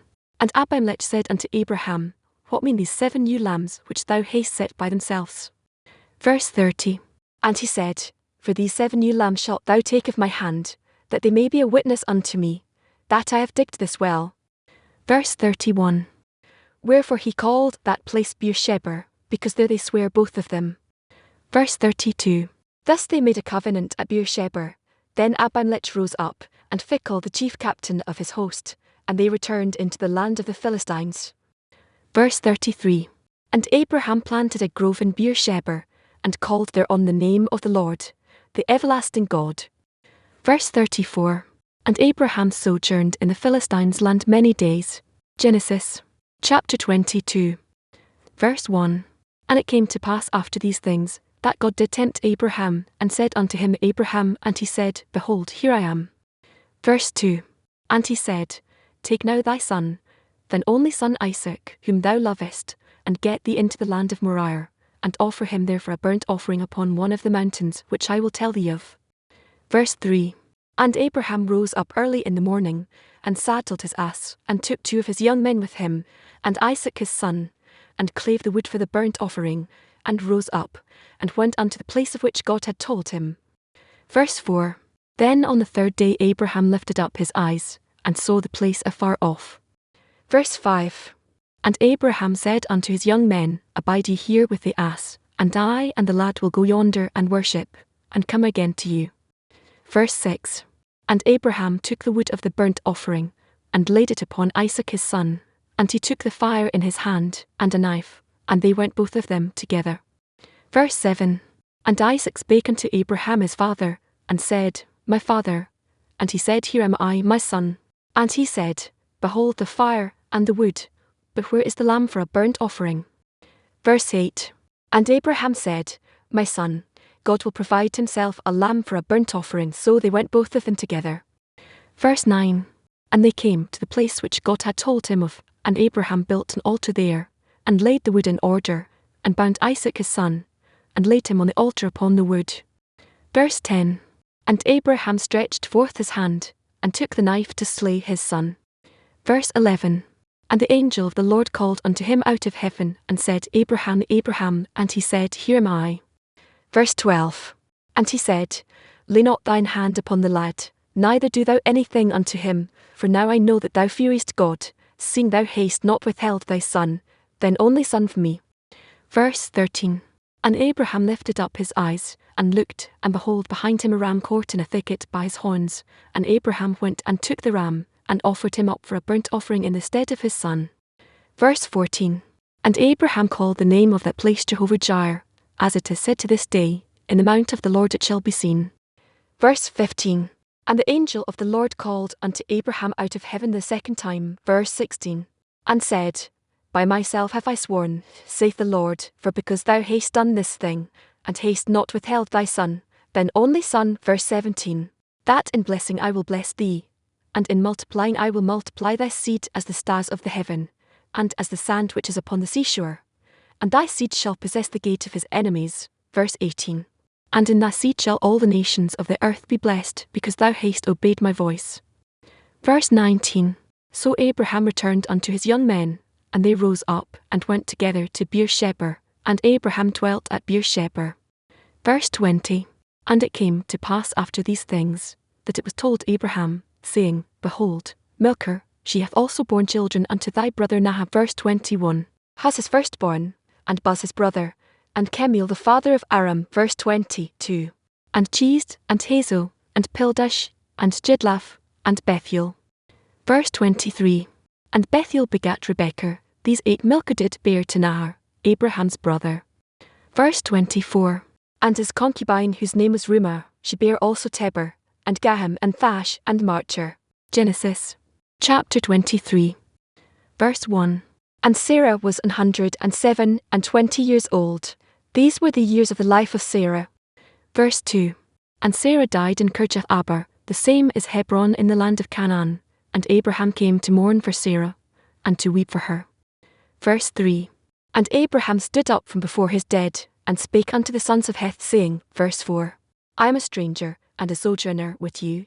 Give me a possession of a burying place with you, that I may bury my dead out of my sight. Verse 5. And the children of Heth answered Abraham, saying unto him, Verse 6. Hear us, my lord, thou art a mighty prince among us. In the choice of our sepulchres bury thy dead. None of us shall withhold from thee a sepulchre, but that thou mayst bury thy dead. Verse 7. And Abraham stood up, and bowed himself to the people of the land, even to the children of Heth. Verse 8. And he communed with them, saying, If it be your mind that I should bury my dead out of my sight, hear me, and entreat for me to Ephron the son of Zohar. Verse 9. That he may give me the cave of Machpelah, which he hath, which is in the end of his field, for as much money as it is worth he shall give it me for a possession of a burying place amongst you. Verse 10. And Ephron dwelt among the children of Heth, and Ephron the Hittite answered Abraham in the audience of the children of Heth, even of all that went in at the gate of his city, saying, verse 11. Nay, my lord, hear me, the field give I thee, and the cave that is therein, I give it thee. In the presence of the sons of my people give I it thee, bury thy dead. Verse 12. And Abraham bowed down himself before the people of the land. Verse 13. And he spake unto Ephron in the audience of the people of the land, saying, But if thou wilt give it, I pray thee, hear me, I will give thee money for the field, take it of me, and I will bury my dead there. Verse 14. And Ephron answered Abraham, saying unto him, verse 15. My lord, hearken unto me, the land is worth 400 shekels of silver, what is that betwixt me and thee? Bury therefore thy dead. Verse 16. And Abraham hearkened unto Ephron, and Abraham weighed to Ephron the silver, which he had named in the audience of the sons of Heth, 400 shekels of silver, current money with the merchant. Verse 17. And the field of Ephron, which was in Machpelah, which was before Mamre, the field, and the cave which was therein, and all the trees that were in the field, that were in all the borders round about, were made sure. Verse 18. Unto Abraham for a possession in the presence of the children of Heth, before all that went in at the gate of his city. Verse 19. And after this, Abraham buried Sarah his wife in the cave of the field of Machpelah before Mamre, the same is Hebron in the land of Canaan. Verse 20. And the field, and the cave that is therein, were made sure unto Abraham for a possession of a burying place by the sons of Heth. Genesis. Chapter 24. Verse 1. And Abraham was old, and well stricken in age, and the Lord had blessed Abraham in all things. Verse 2. And Abraham said unto his eldest servant of his house, that ruled over all that he had, Put, I pray thee, thy hand under my thigh. Verse 3. And I will make thee swear by the Lord, the God of heaven, and the God of the earth, that thou shalt not take a wife unto my son of the daughters of the Canaanites, among whom I dwell. Verse 4. But thou shalt go unto my country, and to my kindred, and take a wife unto my son Isaac. Verse 5. And the servant said unto him, Peradventure the woman will not be willing to follow me unto this land, must I needs bring thy son again unto the land from whence thou camest? Verse 6. And Abraham said unto him, Beware thou that thou bring not my son thither again. Verse 7.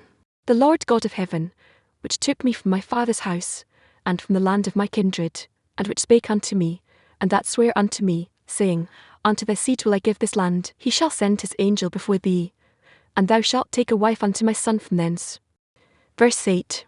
And if the woman will not be willing to follow thee, then thou shalt be clear from this my oath, only bring not my son thither again.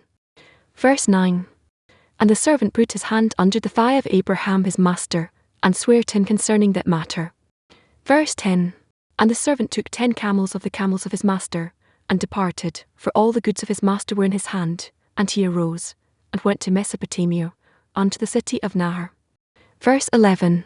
And he made his camels to kneel down without the city by a well of water at the time of the evening, even the time that women go out to draw water.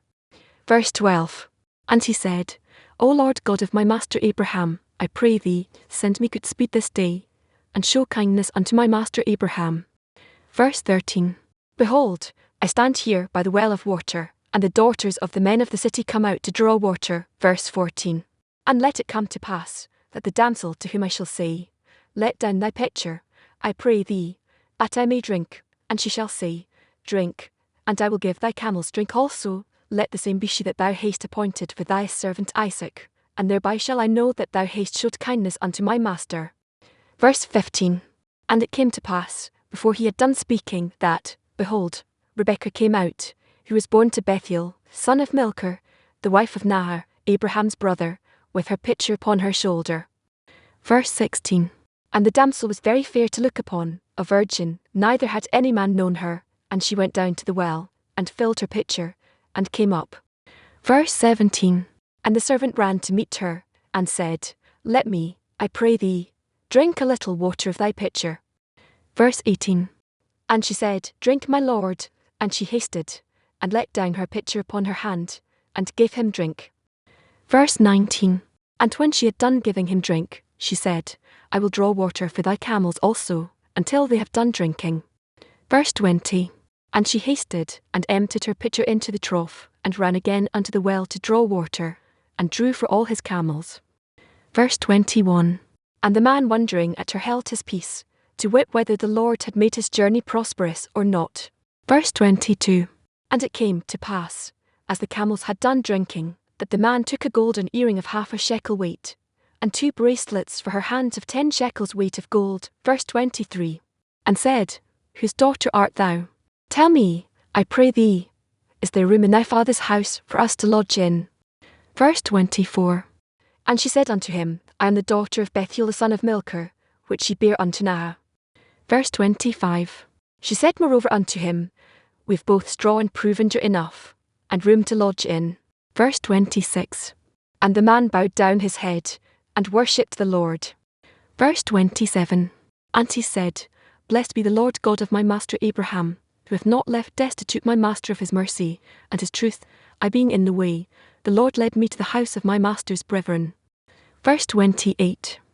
And the damsel ran, and told them of her mother's house these things. Verse 29. And Rebekah had a brother, and his name was Laban, and Laban ran out unto the man, unto the well. Verse 30. And it came to pass, when he saw the earring and bracelets upon his sister's hands, and when he heard the words of Rebekah his sister, saying, Thus spake the man unto me, that he came unto the man, and, behold, he stood by the camels at the well. Verse 31. And he said, Come in, thou blessed of the Lord, wherefore standest thou without?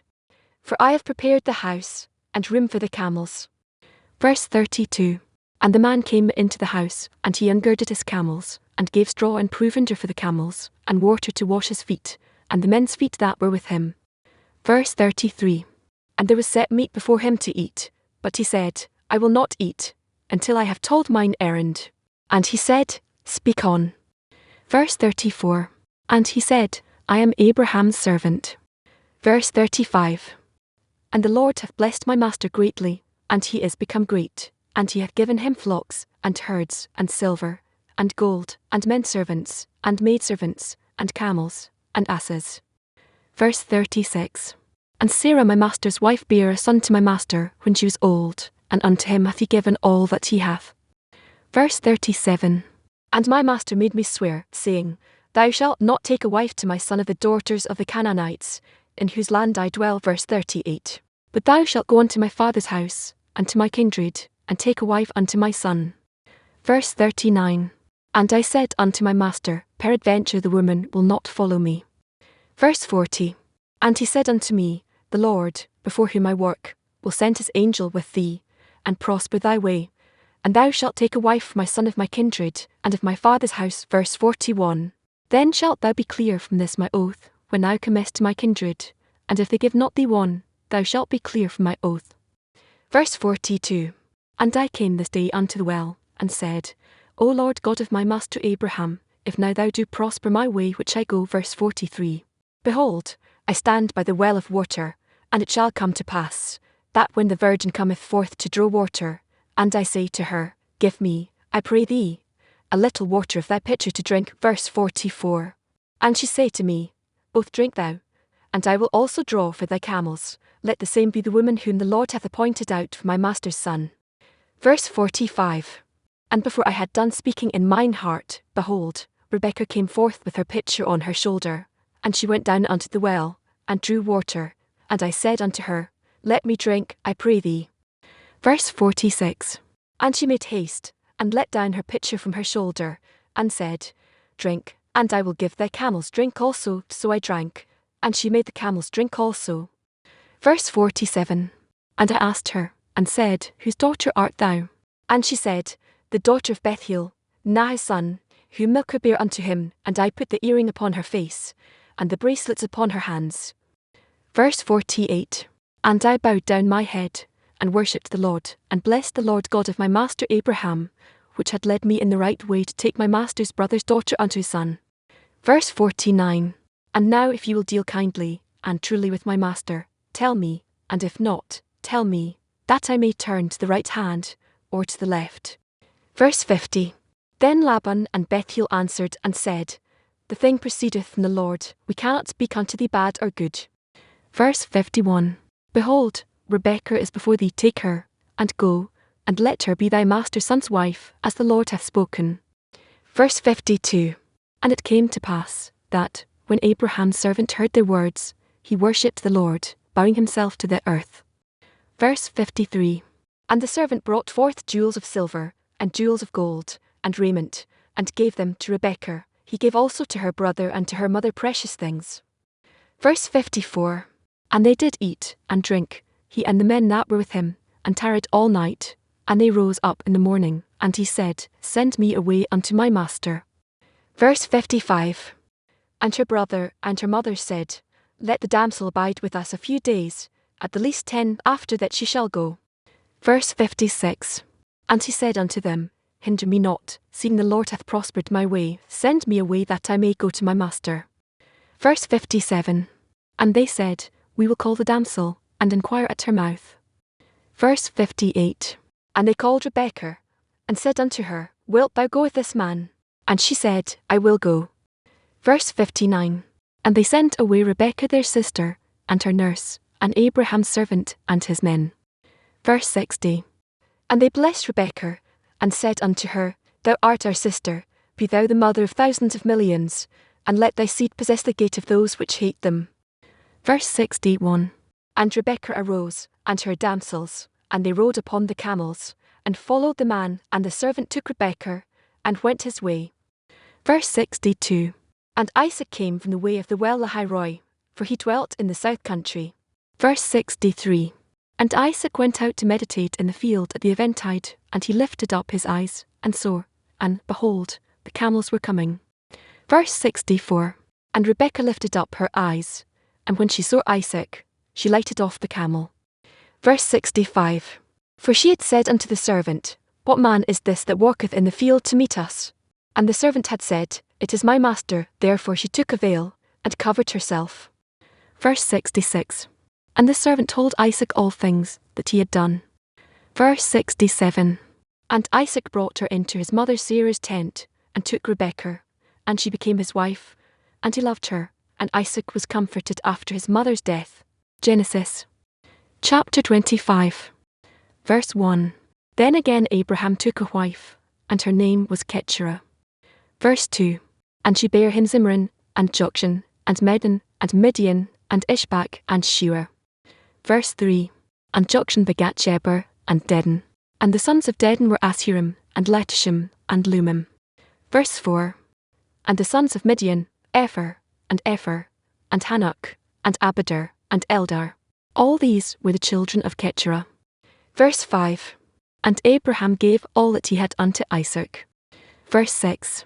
But unto the sons of the concubines, which Abraham had, Abraham gave gifts, and sent them away from Isaac his son, while he yet lived, eastward, unto the east country. Verse 7. And these are the days of the years of Abraham's life which he lived, 160 years. Verse 8. Then Abraham gave up the ghost, and died in a good old age, an old man, and full of years, and was gathered to his people. Verse 9. And his sons Isaac and Ishmael buried him in the cave of Machpelah, in the field of Ephron the son of Zohar the Hittite, which is before Mamre. Verse 10. The field which Abraham purchased of the sons of Heth, there was Abraham buried, and Sarah his wife. Verse 11.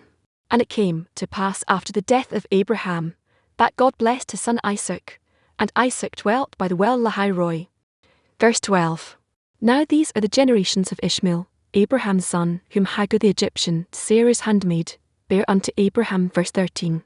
And these are the names of the sons of Ishmael, by their names, according to their generations: the firstborn of Ishmael, Nebajoth, and Kedar, and Adbeel, and Mibsam. Verse 14.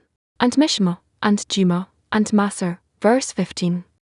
Haddah, and Tema, Jeter, Naphish, and Kedemah. Verse 16. These are the sons of Ishmael, and these are their names, by their towns, and by their castles, 12 princes according to their nations. Verse 17. And these are the years of the life of Ishmael, 137 years, and he gave up the ghost and died, and was gathered unto his people. Verse 18.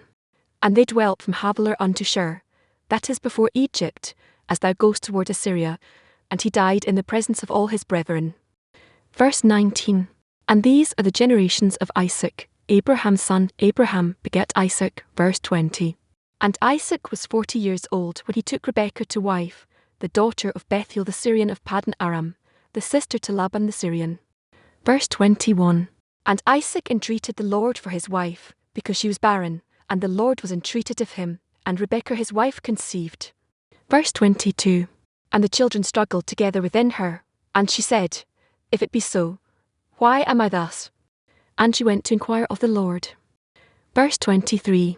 And the Lord said unto her, 2 nations are in thy womb, and 2 manner of people shall be separated from thy bowels, and the one people shall be stronger than the other people, and the elder shall serve the younger. Verse 24. And when her days to be delivered were fulfilled, behold, there were twins in her womb. Verse 25.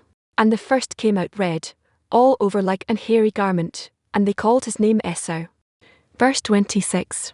And after that came his brother out, and his hand took hold on Esau's heel, and his name was called Jacob, and Isaac was 60 years old when she bare them. Verse 27. And the boys grew, and Esau was a cunning hunter, a man of the field, and Jacob was a plain man, dwelling in tents. Verse 28.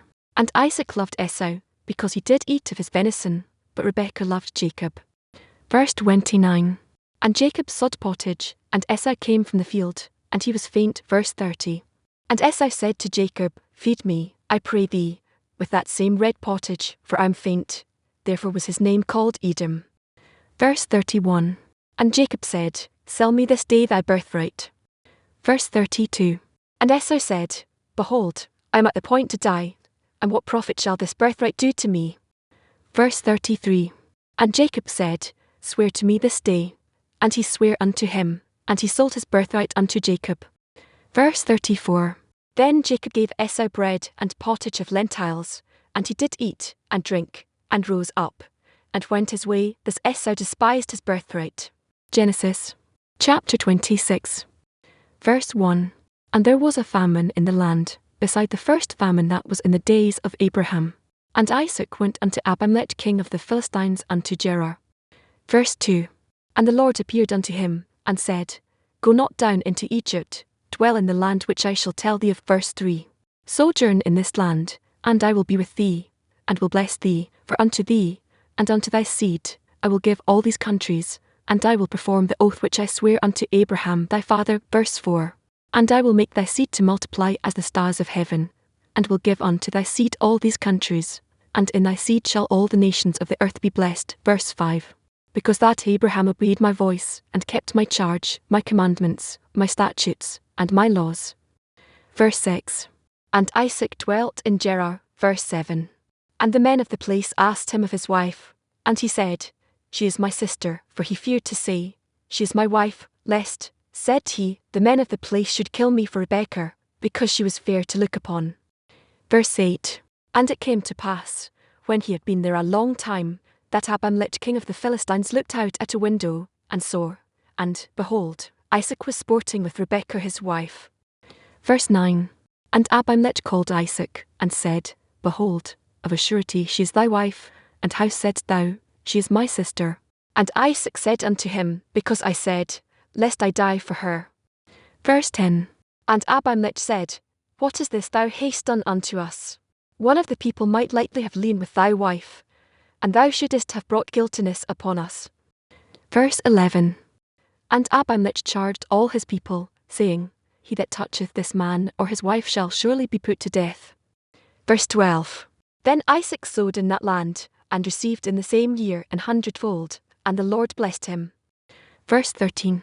And the man waxed great, and went forward, and grew until he became very great. Verse 14. For he had possession of flocks, and possession of herds, and great store of servants, and the Philistines envied him. Verse 15. For all the wells which his father's servants had digged in the days of Abraham his father, the Philistines had stopped them, and filled them with earth. Verse 16. And Abimelech said unto Isaac, Go from us, for thou art much mightier than we. Verse 17. And Isaac departed thence, and pitched his tent in the valley of Gerar, and dwelt there.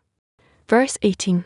And Isaac digged again the wells of water, which they had digged in the days of Abraham his father, for the Philistines had stopped them after the death of Abraham, and he called their names after the names by which his father had called them. Verse 19.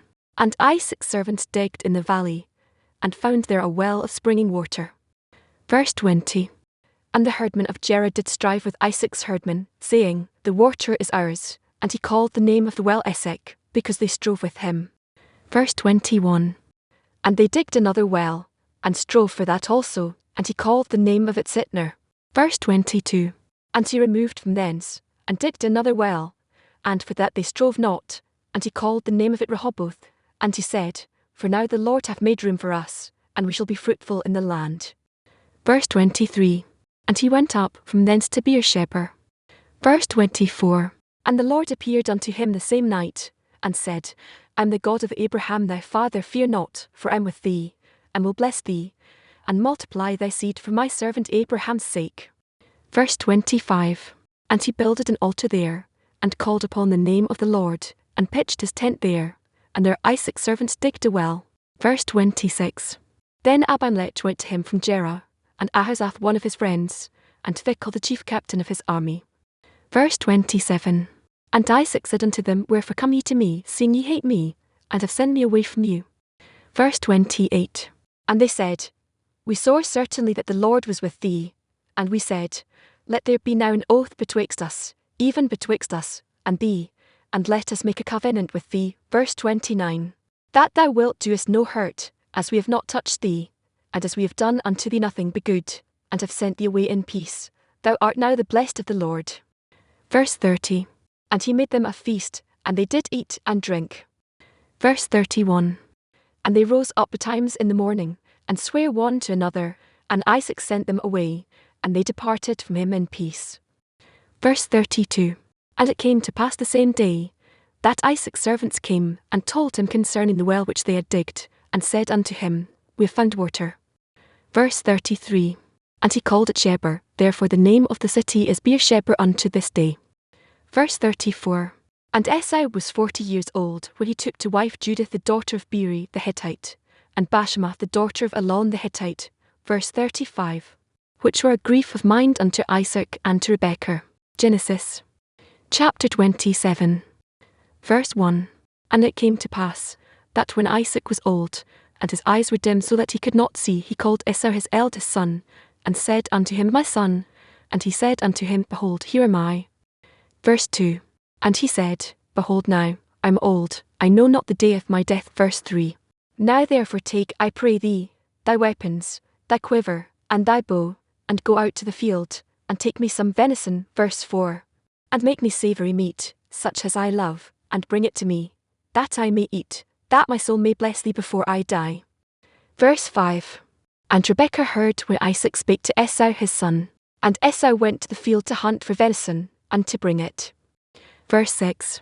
And Rebekah spake unto Jacob her son, saying, Behold, I heard thy father speak unto Esau thy brother, saying, Verse 7. Bring me venison, and make me savoury meat, that I may eat, and bless thee before the Lord before my death. Verse 8. Now therefore, my son, obey my voice according to that which I command thee. Verse 9. Go now to the flock, and fetch me from thence 2 good kids of the goats, and I will make them savoury meat for thy father, such as he loveth. Verse 10. And thou shalt bring it to thy father, that he may eat, and that he may bless thee before his death. Verse 11. And Jacob said to Rebekah his mother, Behold, Esau my brother is a hairy man, and I am a smooth man. Verse 12. My father peradventure will feel me, and I shall seem to him as a deceiver, and I shall bring a curse upon me, and not a blessing. Verse 13. And his mother said unto him, Upon me be thy curse, my son, only obey my voice, and go fetch me them. Verse 14. And he went, and fetched, and brought them to his mother, and his mother made savoury meat, such as his father loved. Verse 15. And Rebekah took goodly raiment of her eldest son Esau, which were with her in the house, and put them upon Jacob her younger son. Verse 16. And she put the skins of the kids of the goats upon his hands, and upon the smooth of his neck. Verse 17. And she gave the savoury meat, and the bread, which she had prepared, into the hand of her son Jacob. Verse 18. And he came unto his father, and said, My father. And he said, Here am I. Who art thou, my son. Verse 19. And Jacob said unto his father, I am Esau thy firstborn, I have done according as thou badest me. Arise, I pray thee, sit, and eat of my venison, that thy soul may bless me. Verse 20. And Isaac said unto his son, How is it that thou hast found it so quickly, my son? And he said, Because the Lord thy God brought it to me. Verse 21. And Isaac said unto Jacob, Come near, I pray thee, that I may feel thee, my son, whether thou be my very son Esau or not. Verse 22. And Jacob went near unto Isaac his father, and he felt him, and said, The voice is Jacob's voice, but the hands are the hands of Esau. Verse 23. And he discerned him not, because his hands were hairy, as his brother Esau's hands, so he blessed him. Verse 24. And he said, Art thou my very son Esau? And he said, I am. Verse 25.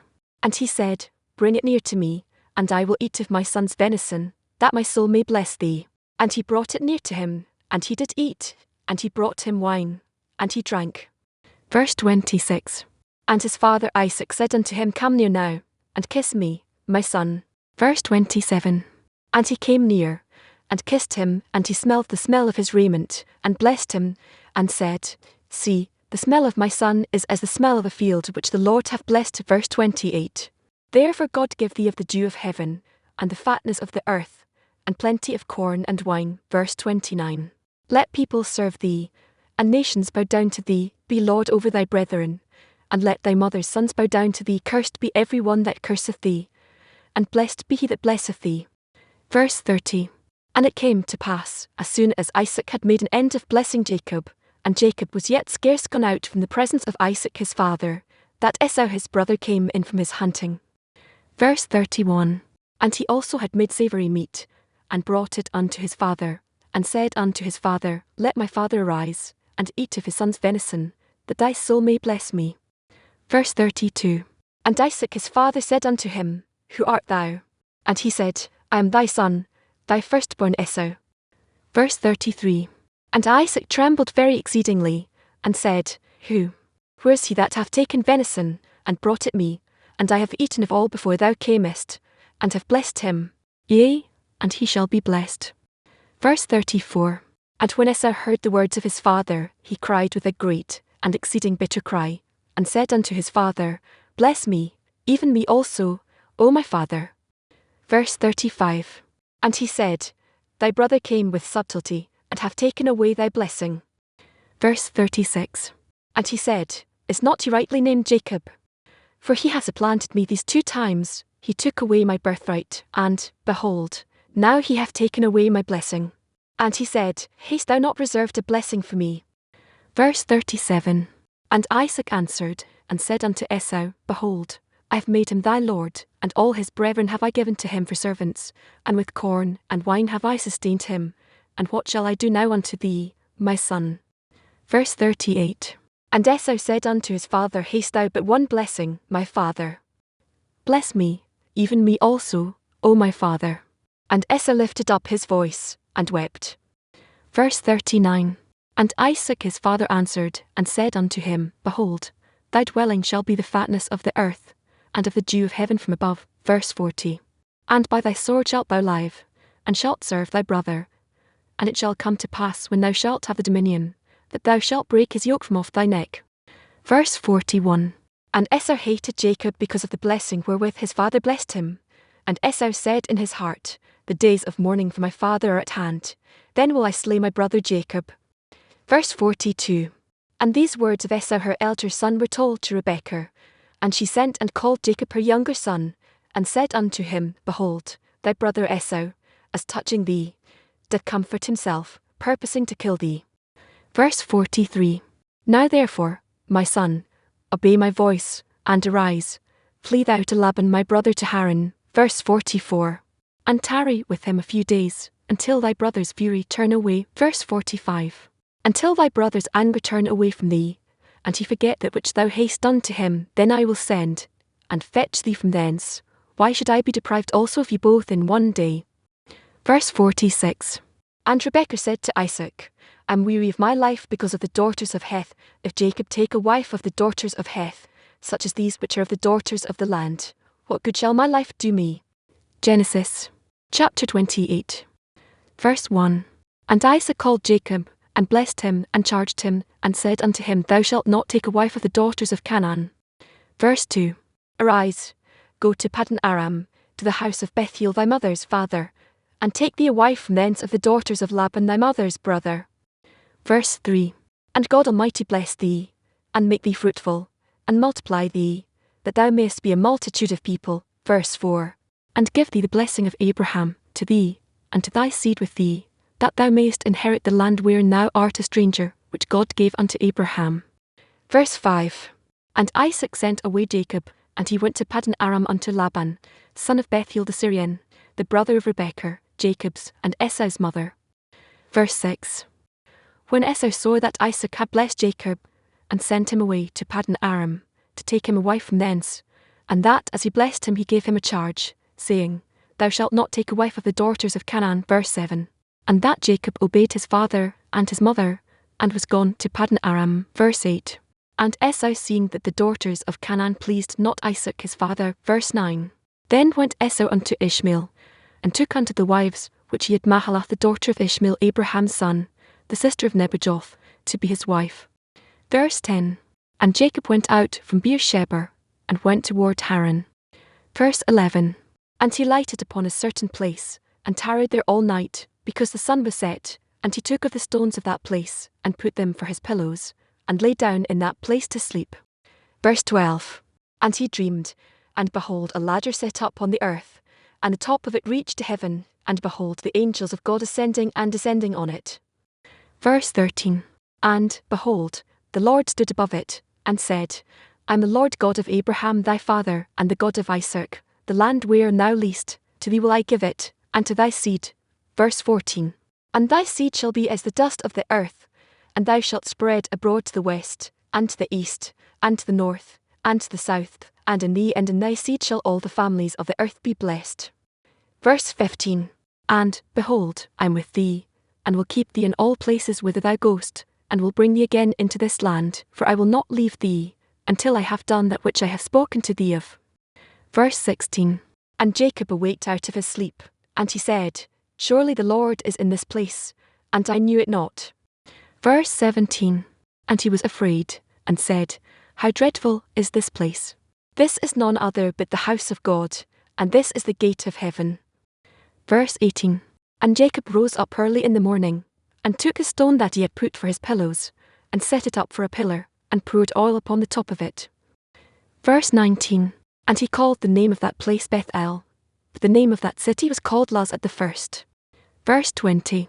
And Jacob vowed a vow, saying, If God will be with me, and will keep me in this way that I go, and will give me bread to eat, and raiment to put on. Verse 21. So that I come again to my father's house in peace, then shall the Lord be my God. Verse 22. And this stone, which I have set for a pillar, shall be God's house, and of all that thou shalt give me I will surely give the tenth unto thee. Genesis chapter 29, verse 1. Then Jacob went on his journey, and came into the land of the people of the east. Verse 2.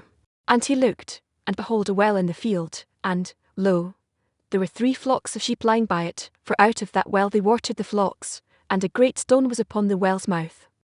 Verse 3. And thither were all the flocks gathered, and they rolled the stone from the well's mouth, and watered the sheep, and put the stone again upon the well's mouth in his place. Verse 4. And Jacob said unto them, My brethren, whence be ye? And they said, Of Haran are we. Verse 5. And he said unto them, Know ye Laban the son of Nahah? And they said, We know him. Verse 6. And he said unto them, Is he well? And they said, He is well, and, behold, Rachel his daughter cometh with the sheep. Verse 7. And he said, Lo, it is yet high day, neither is it time that the cattle should be gathered together. Water ye the sheep, and go and feed them. Verse 8. And they said, We cannot, until all the flocks be gathered together, until they roll the stone from the well's mouth, then we water the sheep. Verse 9. And while he yet spake with them, Rachel came with her father's sheep, for she kept them. Verse 10. And it came to pass, when Jacob saw Rachel the daughter of Laban his mother's brother, and the sheep of Laban his mother's brother, that Jacob went near, and rolled the stone from the well's mouth, and watered the flock of Laban his mother's brother. Verse 11. And Jacob kissed Rachel, and lifted up his voice, and wept. Verse 12. And Jacob told Rachel that he was her father's brother, and that he was Rebekah's son, and she ran, and told her father. Verse 13. And it came to pass, when Laban heard the tidings of Jacob his sister's son, that he ran to meet him, and embraced him, and kissed him, and brought him to his house. And he told Laban all these things. Verse 14. And Laban said to him, Surely thou art my bone and my flesh. And he abode with him the space of a month. Verse 15. And Laban said unto Jacob, Because thou art my brother, shouldest thou therefore serve me for naught? Tell me, what shall thy wages be? Verse 16. And Laban had 2 daughters. The name of the elder was Leah, and the name of the younger was Rachel. Verse 17. Leah was tender-eyed, but Rachel was beautiful and well-favoured. Verse 18. And Jacob loved Rachel, and said, I will serve thee 7 years for Rachel thy younger daughter. Verse 19. And Laban said, It is better that I give her to thee, than that I should give her to another man. Abide with me. Verse 20. And Jacob served 7 years for Rachel, and they seemed unto him but a few days, for the love he had to her. Verse 21.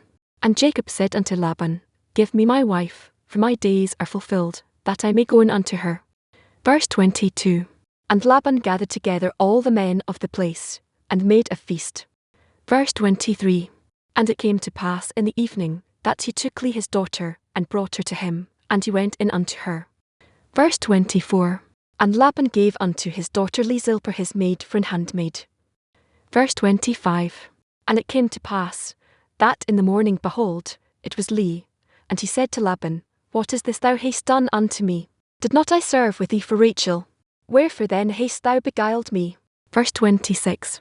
And Laban said, It must not be so done in our country, to give the younger before the firstborn. Verse 27. Fulfill her week, and we will give thee this also for the service which thou shalt serve with me yet 7 other years. Verse 28. And Jacob did so, and fulfilled her week, and he gave him Rachel his daughter to wife also. Verse 29. And Laban gave to Rachel his daughter Bilhah his handmaid to be her maid. Verse 30. And he went in also unto Rachel, and he loved also Rachel more than Leah, and served with him yet 7 other years. Verse 31. And when the Lord saw that Leah was hated, he opened her womb, but Rachel was barren. Verse 32. And Leah conceived, and bare a son, and she called his name Reuben, for she said, Surely the Lord hath looked upon my affliction, now therefore my husband will love me. Verse 33. And she conceived again, and bare a son, and said, Because the Lord hath heard that I was hated, he hath therefore given me the son also, and she called his name Simon. Verse 34. And she conceived again, and bare a son, and said, Now this time will my husband be joined unto me, because I have borne him 3 sons, therefore was his name called Levi. Verse 35. And she conceived again, and bare a son, and she said, Now will I praise the Lord, therefore she called his name Judah, and left bearing. Genesis. Chapter 30. Verse 1. And when Rachel saw that she bare Jacob no children, Rachel envied her sister, and said unto Jacob, Give me children, or else I die. Verse 2. And Jacob's anger was kindled against Rachel, and he said, Am I in God's stead, who hath withheld from thee the fruit of the womb? Verse 3. And she said, Behold my maid Bilhah, go in unto her, and she shall bear upon my knees, that I may also have children by her. Verse 4. And she gave him Bilhah her handmaid to wife, and Jacob went in unto her. Verse 5. And Bilhah conceived, and bare Jacob a son. Verse 6. And Rachel said, God hath judged me, and hath also heard my voice, and hath given me a son, therefore called she his name Dan. Verse 7. And Bilhah Rachel's maid conceived again, and bare Jacob a second son. Verse 8. And Rachel said, With great wrestlings have I wrestled with my sister, and I have prevailed, and she called his name Naphtali. Verse 9. When Leah saw that she had left bearing, she took Zilpah her maid, and gave her Jacob to wife. Verse 10. And Zilpah Leah's maid bare Jacob a son. Verse 11. And Leah said, A troop cometh, and she called his name Gad. Verse 12. And Zilpah Leah's maid bare Jacob a second son. Verse 13. And Leah said, Happy am I, for the daughters will call me blessed, and she called his name Asher. Verse 14. And Reuben went in the days of wheat harvest, and found mandrakes in the field, and brought them unto his mother Leah. Then Rachel said to Leah, Give me, I pray thee, of thy son's mandrakes. Verse 15. And she said unto her, Is it a small matter that thou hast taken my husband? I wouldest thou take away my son's mandrakes also?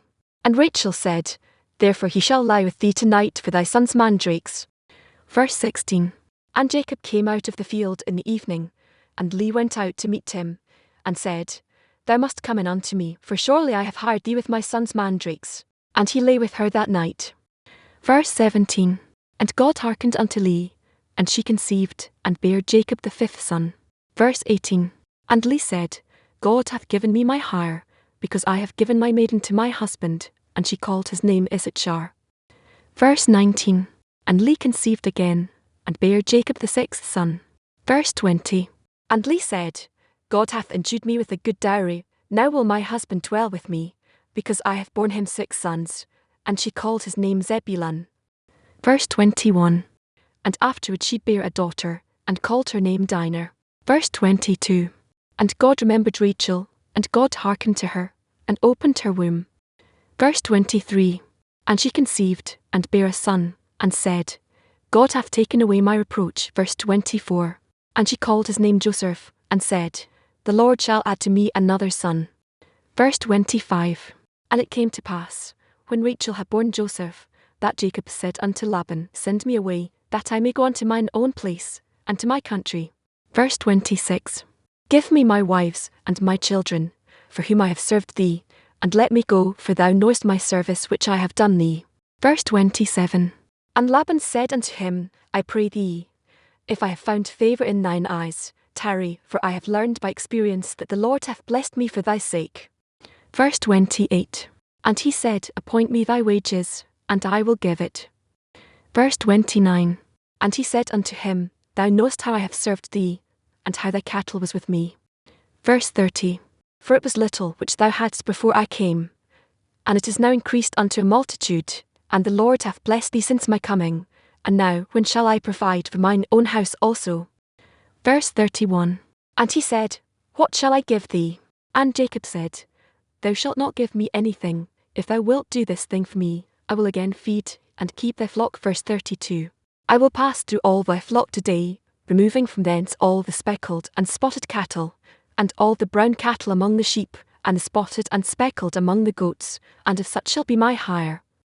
Verse 33.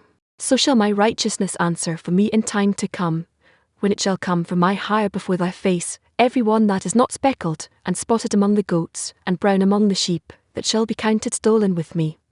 Verse 34. And Laban said, Behold, I would it might be according to thy word. Verse 35. And he removed that day the he-goats that were rin-streaked and spotted, and all the she-goats that were speckled and spotted, and every one that had some white in it, and all the brown among the sheep, and gave them into the hand of his sons. Verse 36. And he set 3 days' journey betwixt himself and Jacob fed the rest of Laban's flocks. Verse 37. And Jacob took him rods of green poplar, and of the hazel, and chestnut tree, and pilled white drakes in them, and made the white appear which was in the rods.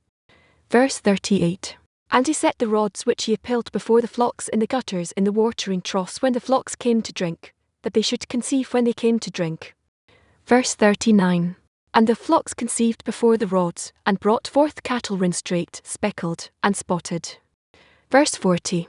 And Jacob did separate the lambs, and set the faces of the flocks toward the rin-streaked, and all the brown in the flock of Laban, and he put his own flocks by themselves, and put them not unto Laban's cattle.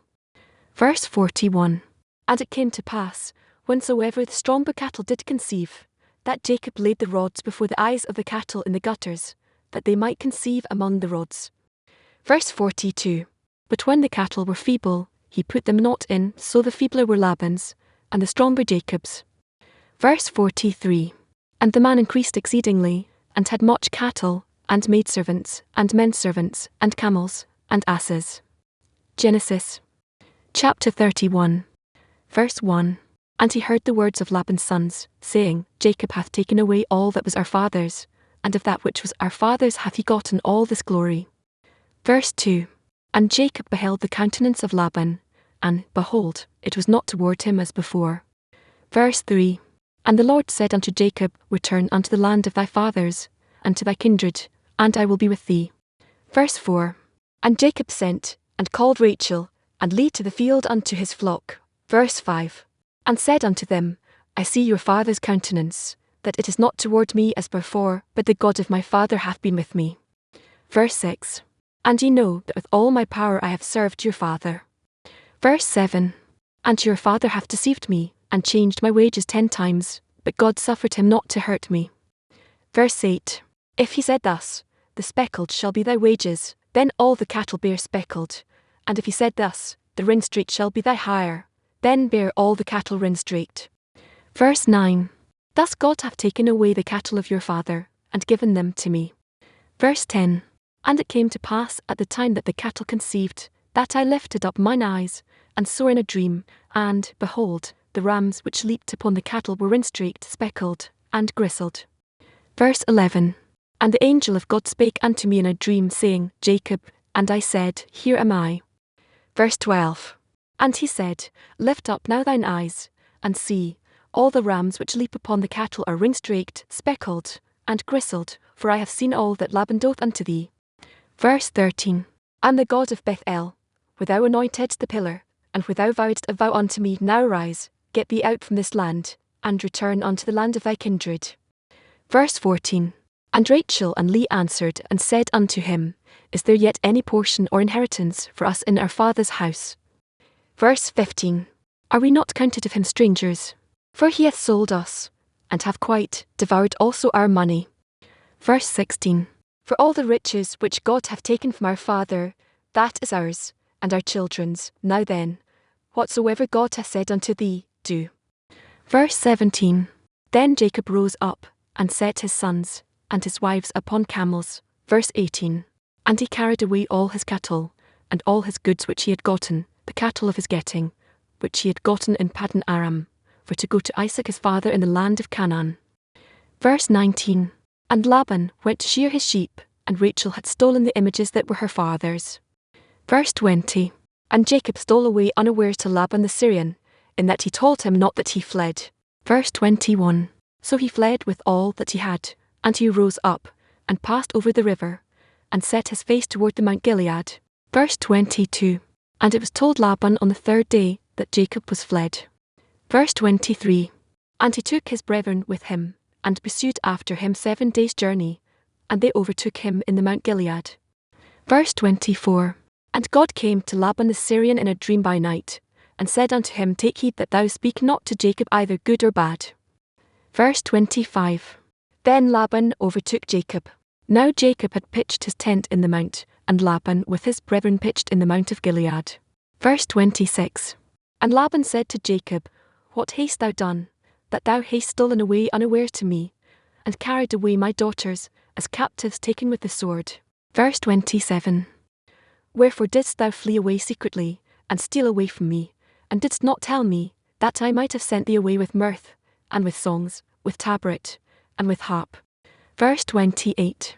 And hast not suffered me to kiss my sons and my daughters? Thou hast now done foolishly in so doing. Verse 29. It is in the power of my hand to do you hurt, but the God of your father spake unto me yesternight, saying, Take thou heed that thou speak not to Jacob either good or bad. Verse 30. And now, though thou wouldest needs be gone, because thou so longedst after thy father's house, yet wherefore hast thou stolen my gods? Verse 31. And Jacob answered and said to Laban, Because I was afraid, for I said, Peradventure thou wouldest take by force thy daughters from me. Verse 32. With himsoever thou findest thy gods, let him not live before our brethren discern now what is thine with me, and take it to thee. For Jacob knew not that Rachel had stolen them. Verse 33.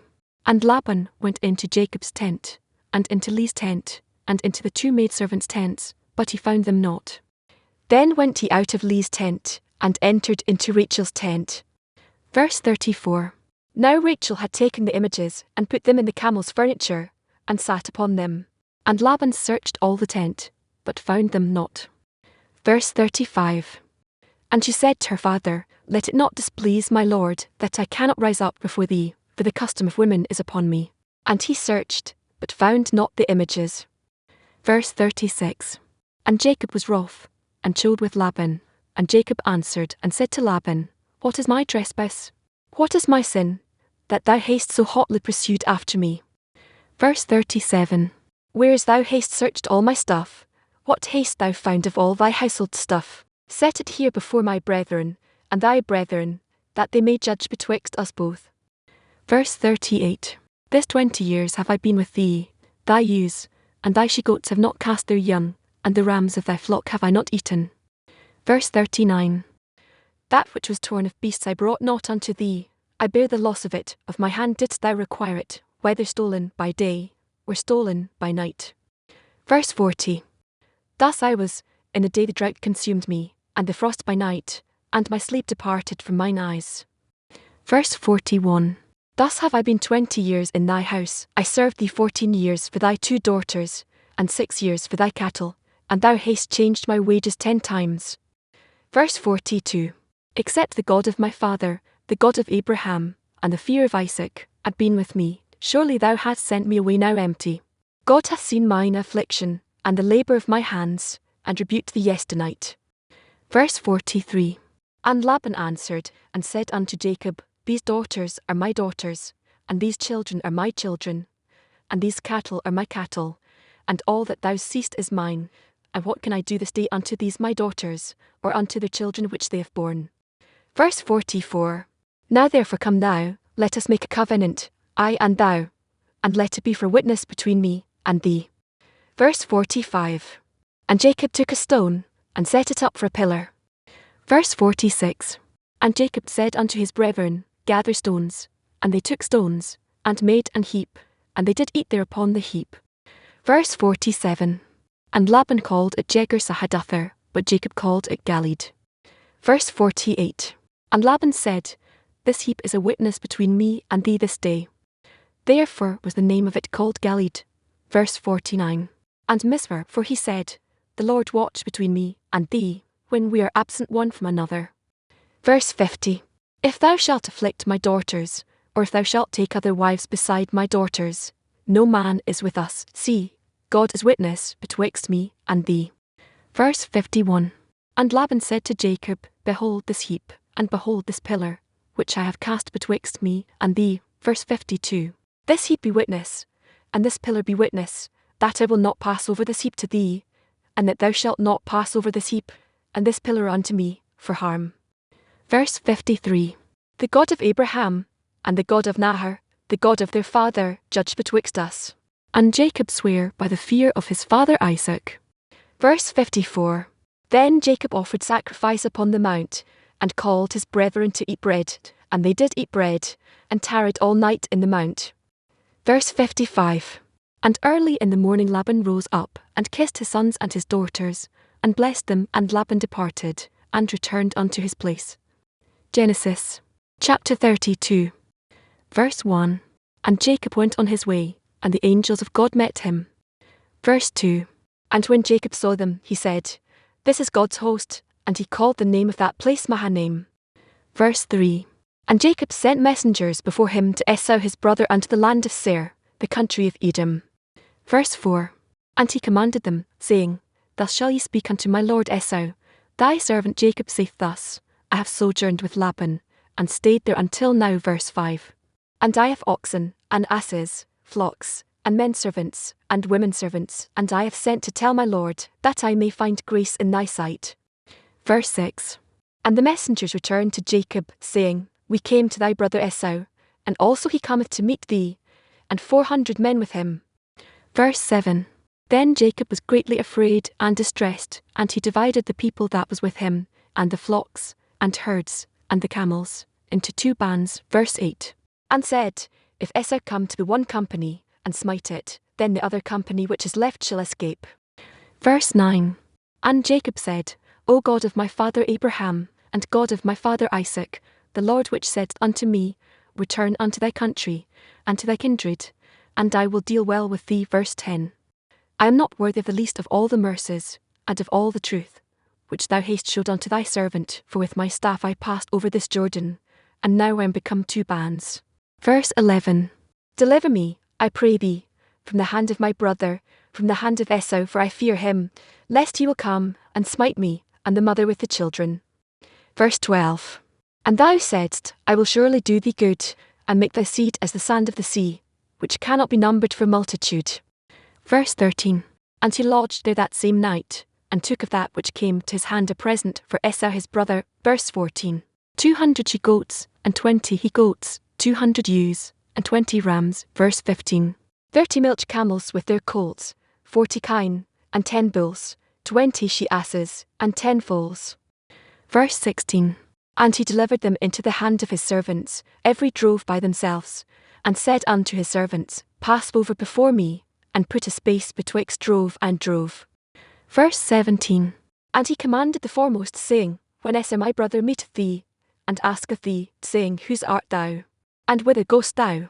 And whose are these before thee? Verse 18. Then thou shalt say, They be thy servant Jacob's, it is a present sent unto my lord Esau, and, behold, also he is behind us. Verse 19. And so commanded he the second, and the third, and all that followed the droves, saying, On this manner shall ye speak unto Esau, when ye find him. Verse 20. And say ye moreover, Behold, thy servant Jacob is behind us. For he said, I will appease him with the present that goeth before me, and afterward I will see his face, peradventure he will accept of me. Verse 21. So went the present over before him, and himself lodged that night in the company. Verse 22. And he rose up that night, and took his 2 wives, and his 2 women servants, and his 11 sons, and passed over the ford Jabbok. Verse 23. And he took them, and sent them over the brook, and sent over that he had. Verse 24. And Jacob was left alone, and there wrestled a man with him until the breaking of the day. Verse 25. And when he saw that he prevailed not against him, he touched the hollow of his thigh, and the hollow of Jacob's thigh was out of joint, as he wrestled with him. Verse 26. And he said, Let me go, for the day breaketh. And he said, I will not let thee go, except thou bless me. Verse 27. And he said unto him, What is thy name? And he said, Jacob. Verse 28. And he said, Thy name shall be called no more Jacob, but Israel, for as a prince hast thou power with God and with men, and hast prevailed. Verse 29. And Jacob asked him, and said, Tell me, I pray thee, thy name. And he said, Wherefore is it that thou dost ask after my name? And he blessed him there. Verse 30. And Jacob called the name of the place Peniel, for I have seen God face to face, and my life is preserved. Verse 31. And as he passed over Peniel the sun rose upon him, and he halted upon his thigh. Verse 32. Therefore the children of Israel eat not of the sinew which shrank, which is upon the hollow of the thigh, unto this day, because he touched the hollow of Jacob's thigh in the sinew that shrank. Genesis chapter 33. Verse 1. And Jacob lifted up his eyes, and looked, and, behold, Esau came, and with him 400 men. And he divided the children unto Leah, and unto Rachel, and unto the 2 handmaids. Verse 2. And he put the handmaids and their children foremost, and Leah and her children after, and Rachel and Joseph hindermost. Verse 3. And he passed over before them, and bowed himself to the ground 7 times, until he came near to his brother. Verse 4. And Esau ran to meet him, and embraced him, and fell on his neck, and kissed him, and they wept. Verse 5. And he lifted up his eyes, and saw the women and the children, and said, Who are those with thee? And he said, The children, which God hath graciously given thy servant. Verse 6.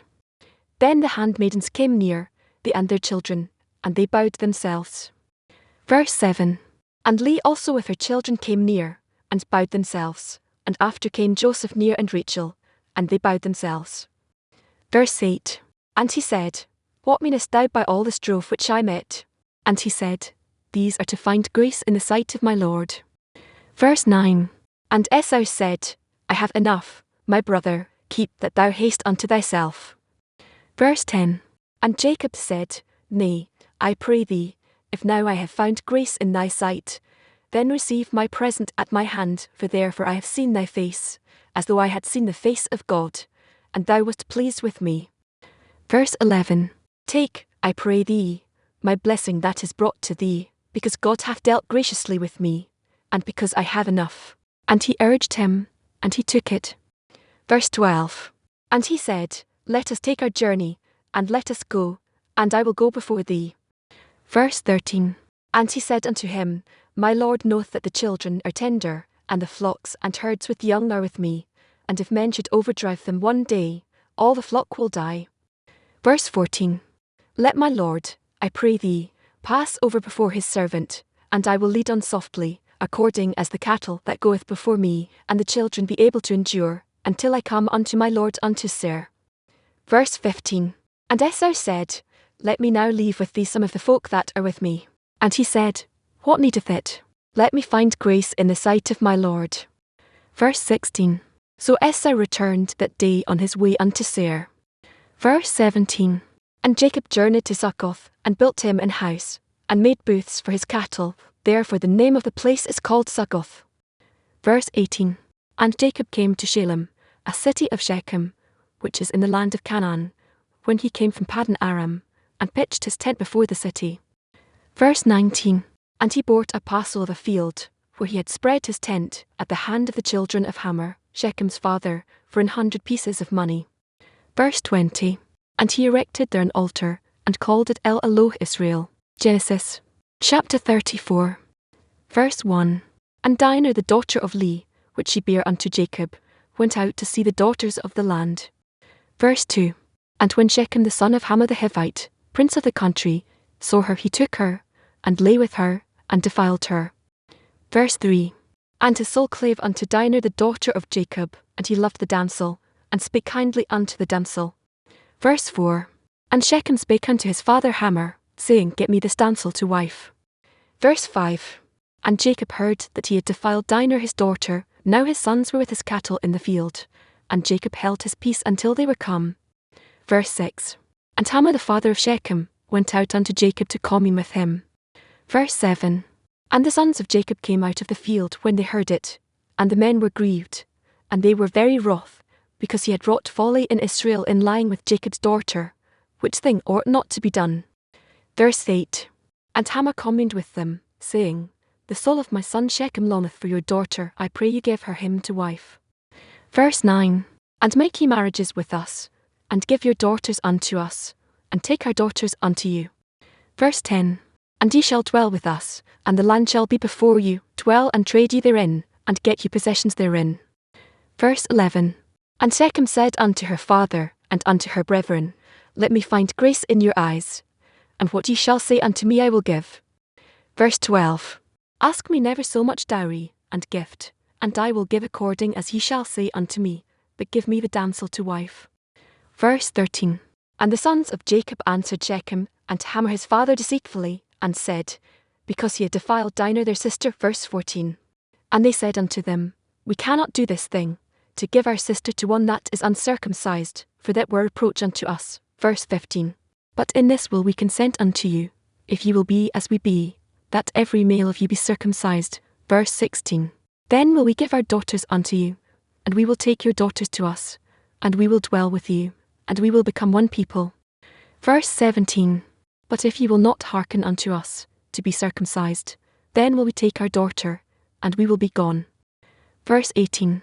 And their words pleased Hamor, and Shechem Hamor's son. Verse 19.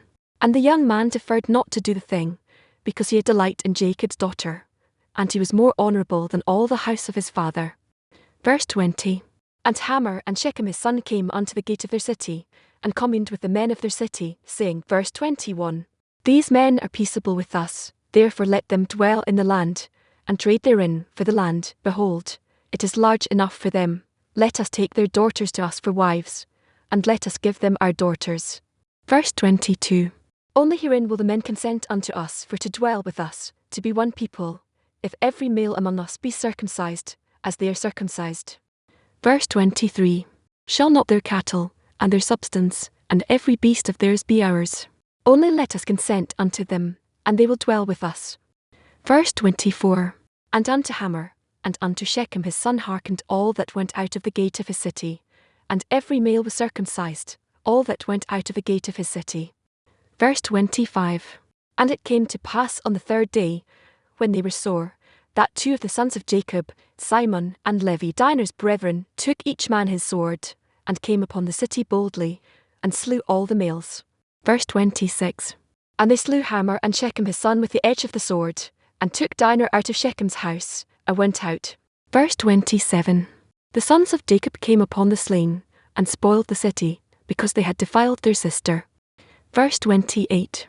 They took their sheep, and their oxen, and their asses, and that which was in the city, and that which was in the field. Verse 29. And all their wealth, and all their little ones, and their wives took they captive, and spoiled even all that was in the house. Verse 30. And Jacob said to Simon and Levi, He hath troubled me to make me to stink among the inhabitants of the land, among the Canaanites and the Perizzites, and I being few in number, they shall gather themselves together against me, and slay me, and I shall be destroyed, I and my house. Verse 31. And they said, Should he deal with our sister as with an harlot?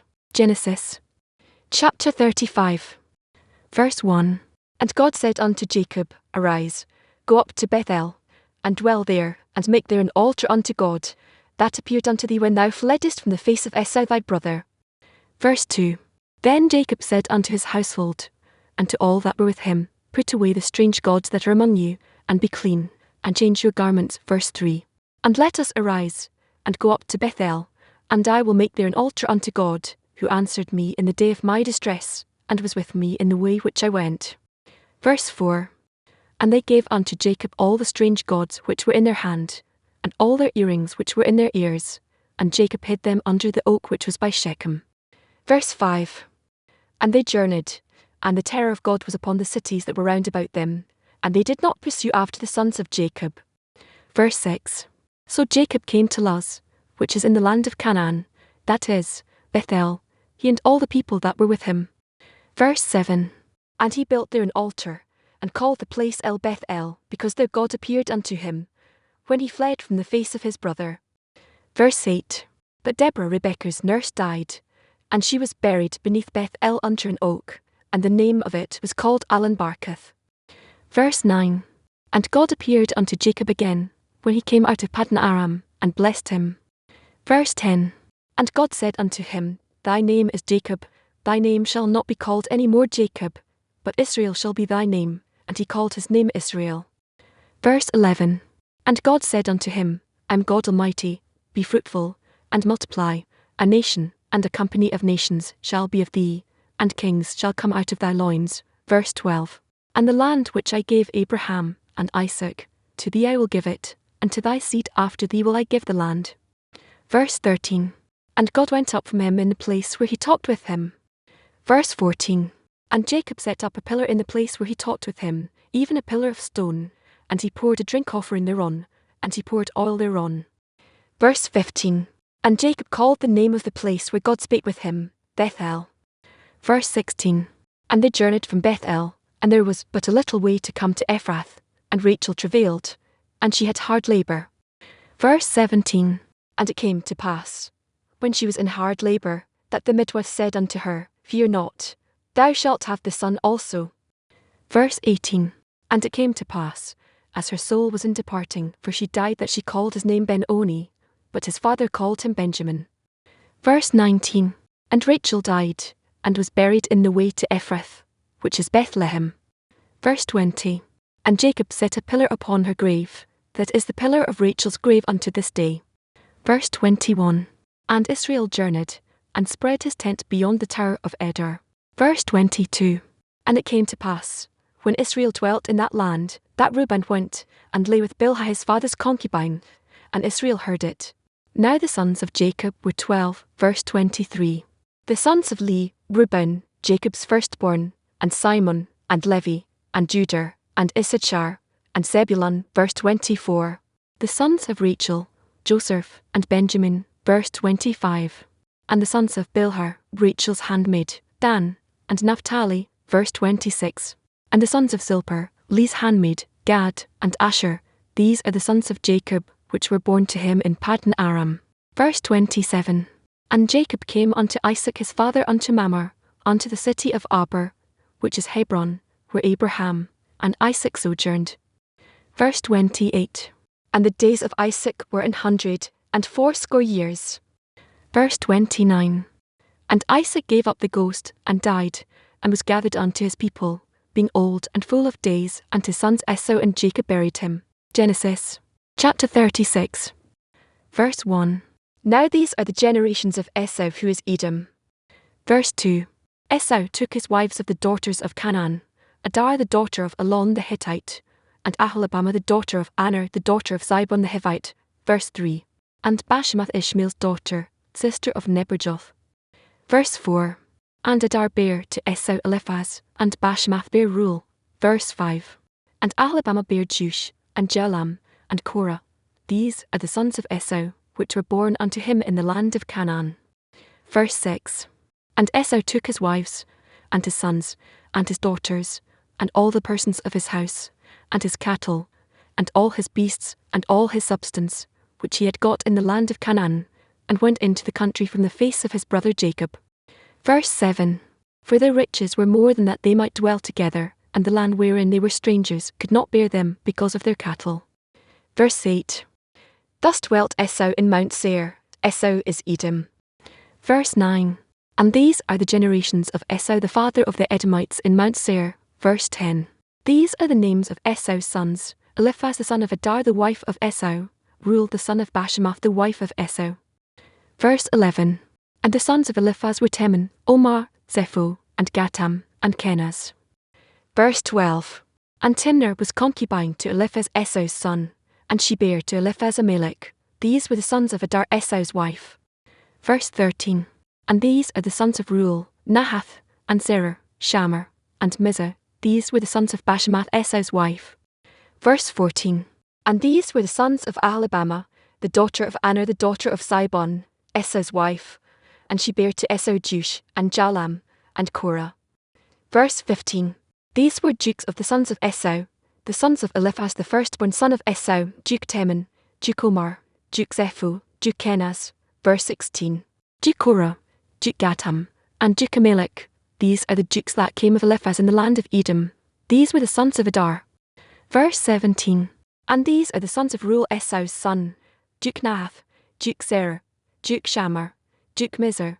These are the dukes that came of Reuel in the land of Edom. These are the sons of Bashemath Esau's wife. Verse 18. And these are the sons of Aholibamah Esau's wife: Duke Jush, Duke Jalam, Duke Korah. These were the dukes that came of Aholibamah the daughter of Aner, Esau's wife. Verse 19. These are the sons of Esau, who is Edom, and these are their dukes. Verse 20. These are the sons of Seir the Horite, who inhabited the land: Lotan, and Shobal, and Zibon, and Aner. Verse 21. And Dishon, and Ezer, and Dishan. These are the dukes of the Horites, the children of Seir in the land of Edom. Verse 22. And the children of Lotan were Hori, and Hemam, and Lotan's sister was Timnah. Verse 23. And the children of Shobal were these: Alvan, and Manahath, and Ebal, Shepho, and Onam. Verse 24.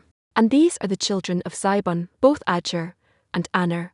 This was that Aner that found the mules in the wilderness, as he fed the asses of Zibon his father. Verse 25. And the children of Aner were these: Dishon, and Aholibamah the daughter of Aner. Verse 26. And these are the children of Dishon: Hemdan, and Eshban, and Ithran, and Jerin. Verse 27. The children of Ezer are these: Bilhan, and Zavan, and Achan. Verse 28. The children of Dishan are these: Az, and Aaron. Verse 29. These are the dukes that came of the Horites: Duke Lotan, Duke Shobal, Duke Zibon, Duke Aner. Verse 30. Duke Dishon, Duke Ezer, Duke Dishan. These are the dukes that came of Hori, among their dukes in the land of Seir. Verse 31. And these are the kings that reigned in the land of Edom, before there reigned any king over the children of Israel. Verse 32. And Belar the son of Beer reigned in Edom, and the name of his city was Dinhaber. Verse 33. And Belar died, and Jobab the son of Serah of Bozrah reigned in his stead. Verse 34. And Jobab died, and Hashem of the land of Temani reigned in his stead. Verse 35. And Hashem died, and Hadad the son of Bedad, who smote Midian in the field of Moab, reigned in his stead, and the name of his city was Avith. Verse 36. And Hadad died, and Samlah of Masrekah reigned in his stead. Verse 37. And Samlah died, and Saul of Rehoboth by the river reigned in his stead. Verse 38. And Saul died, and Baal-Hanan the son of Achbor reigned in his stead. Verse 39. And Baal-Hanan the son of Achbor died, and Hadar reigned in his stead. And the name of his city was Pau, and his wife's name was Mehetabel, the daughter of Matred, the daughter of Mezahab. Verse 40. And these are the names of the dukes that came of Esau, according to their families, after their places, by their names: Duke Timnah, Duke Alvar, Duke Jetheth. Verse 41. Duke Ahalabama, Duke Alar, Duke Pinon. Verse 42. Duke Kenaz, Duke Teman, Duke Mibzar. Verse 43. Duke Magdiel, Duke Aram. These be the dukes of Edom, according to their habitations in the land of their possession. He is Esau the father of the Edomites.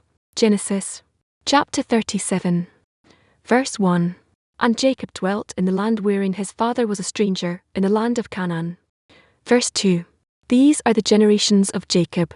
Joseph, being 17 years old, was feeding the flock with his brethren, and the lad was with the sons of Bilhah, and with the sons of Zilpah, his father's wives, and Joseph brought unto his father their evil report. Verse 3. Now Israel loved Joseph more than all his children, because he was the son of his old age, and he made him a coat of many colours. Verse 4. And when his brethren saw that their father loved him more than all his brethren, they hated him, and could not speak peaceably unto him. Verse 5. And Joseph dreamed a dream, and he told it his brethren, and they hated him yet the more. Verse 6. And he said unto them, Hear, I pray you, this dream which I have dreamed. Verse 7. For, behold, we were binding sheaves in the field, and, lo, my sheaf arose, and also stood upright, and, behold, her sheaves stood round about, and made obeisance to my sheaf. Verse 8. And his brethren said to him, Shalt thou indeed reign over us? Or shalt thou indeed have dominion over us? And they hated him yet the more for his dreams, and for his words. Verse 9. And he dreamed yet another dream, and told it his brethren, and said, Behold, I have dreamed a dream more, and, behold, the sun, and the moon, and the 11 stars made obeisance to me. Verse 10. And he told it to his father, and to his brethren, and his father rebuked him, and said unto him, What is this dream that thou hast dreamed? Shall I and thy mother and thy brethren indeed come to bow down ourselves to thee to the earth? Verse 11. And his brethren envied him, but his father observed the saying. Verse 12. And his brethren went to feed their father's flock in Shechem. Verse 13. And Israel said unto Joseph, Do not thy brethren feed the flock in Shechem? Come, and I will send thee unto them. And he said to him, Here am I. Verse 14. And he said to him, Go, I pray thee, see whether it be well with thy brethren, and well with the flocks, and bring me word again. So he sent him out of the vale of Hebron, and he came to Shechem. Verse 15. And a certain man found him, and behold, he was wandering in the field, and the man asked him, saying, What seekest thou? Verse 16. And he said, I seek my brethren, tell me, I pray thee, where they feed their flocks. Verse 17. And the man said, They are departed hence, for I heard them say, Let us go to Dothan. And Joseph went after his brethren, and found them in Dothan. Verse 18. And when they saw him afar off, even before he came near unto them, they conspired against him to slay him. Verse 19. And they said one to another, Behold, this dreamer cometh. Verse 20. Come now therefore, and let us slay him, and cast him into some pit, and we will say, Some evil beast hath devoured him, and we shall see what will become of his dreams. Verse 21. And Reuben heard it, and he delivered him out of their hands, and said, Let us not kill him. Verse 22. And Reuben said unto them, Shed no blood, but cast him into this pit that is in the wilderness, and lay no hand upon him, that he might rid him out of their hands, to deliver him to his father again. Verse 23. And it came to pass, when Joseph was come unto his brethren, that they stripped Joseph out of his coat of many colours, that was on him. Verse 24. And they took him, and cast him into a pit, and the pit was empty, there was no water in it. Verse 25. And they sat down to eat bread, and they lifted up their eyes, and looked, and, behold, a company of Ishmaelites came from Gilead with their camels bearing spicery, and balm, and myrrh, going to carry it down to Egypt. Verse 26. And Judah said unto his brethren, What profit is it if we slay our brother, and conceal his blood? Verse 27. Come, and let us sell him to the Ishmaelites, and let not our hand be upon him, for he is our brother and our flesh. And his brethren were content. Verse 28. Then there passed by Midianites merchantmen, and they drew and lifted up Joseph out of the pit, and sold Joseph to the Ishmaelites for 20 pieces of silver, and they brought Joseph into Egypt. Verse 29. And Reuben returned unto the pit, and, behold, Joseph was not in the pit, and he rent his clothes. Verse 30. And he returned unto his brethren, and said, The child is not, and I, whither shall I go? Verse 31. And they took Joseph's coat, and killed a kid of the goats, and dipped the coat in the blood. Verse 32. And they sent the coat of many colours, and they brought it to their father, and said, This have we found, know now whether it be thy son's coat or no. Verse 33. And he knew it, and said, It is my son's coat, an evil beast hath devoured him, Joseph is without doubt rent in pieces. Verse 34. And Jacob rent his clothes, and put sackcloth upon his loins, and mourned for his son many days. Verse 35. And all his sons, and all his daughters rose up to comfort him, but he refused to be comforted, and he said, For I will go down into the grave unto my son mourning. Thus his father wept for him. Verse 36. And the Midianites sold him into Egypt unto Potiphar, an officer of Pharaoh's, and captain of the guard. Genesis chapter 38. Verse 1. And it came to pass at that time, that Judah went down from his brethren, and turned into a certain Adullamite, whose name was Hurrah. Verse 2. And Judah saw there a daughter of a certain Canaanite, whose name was Shua, and he took her, and went in unto her. Verse 3. And she conceived, and bare a son, and he called his name Verse 4. And she conceived again, and bare a son, and she called his name Onan. Verse 5. And she yet again conceived, and bare a son, and called his name Shelah, and he was at Sheab, when she bare him. Verse 6. And Judah took a wife for his firstborn, whose name was Tamar. Verse 7. And Judah's firstborn, was wicked in the sight of the Lord, and the Lord slew him. Verse 8. And Judah said unto Onan, Go in unto thy brother's wife, and marry her, and raise up seed to thy brother. Verse 9. And Onan knew that the seed should not be his, and it came to pass, when he went in unto his brother's wife, that he spilled it on the ground, lest that he should give seed to his brother. Verse 10. And the thing which he did displeased the Lord, wherefore he slew him also. Verse 11. Then said Judah to Tamar his daughter-in-law, Remain a widow at thy father's house, till Shelah my son be grown, for he said, Lest peradventure he die also, as his brethren did. And Tamar went and dwelt in her father's house. Verse 12. And in process of time the daughter of Shua Judah's wife died, and Judah was comforted, and went up unto his sheep shearers to Timnath, he and his friend Hurrah the Adullamite. Verse 13. And it was told Tamar, saying, Behold, thy father-in-law goeth up to Timnath to shear his sheep. Verse 14. And she put her widow's garments off from her, and covered her with a veil, and wrapped herself, and sat in an open place, which is by the way to Timnath, for she saw that Shelah was grown, and she was not given unto him to wife. Verse 15. When Judah saw her, he thought her to be an harlot, because she had covered her face. Verse 16. And he turned unto her by the way, and said, Go to, I pray thee, let me come in unto thee, for he knew not that she was his daughter-in-law. And she said, What wilt thou give me, that thou mayst come in unto me? Verse 17. And he said, I will send thee a kid from the flock. And she said, Wilt thou give me a pledge, till thou send it? Verse 18. And he said, What pledge shall I give thee? And she said, Thy signet, and thy bracelets, and thy staff that is in thine hand. And he gave it her, and came in unto her, and she conceived by him. Verse 19. And she arose, and went away, and laid by her veil from her, and put on the garments of her widowhood. Verse 20. And Judah sent the kid by the hand of his friend the Adullamite, to receive his pledge from the woman's hand, but he found her not. Verse 21. Then he asked the men of that place, saying, Where is the harlot, that was openly by the wayside? And they said, There was no harlot in this place. Verse 22. And he returned to Judah, and said, I cannot find her.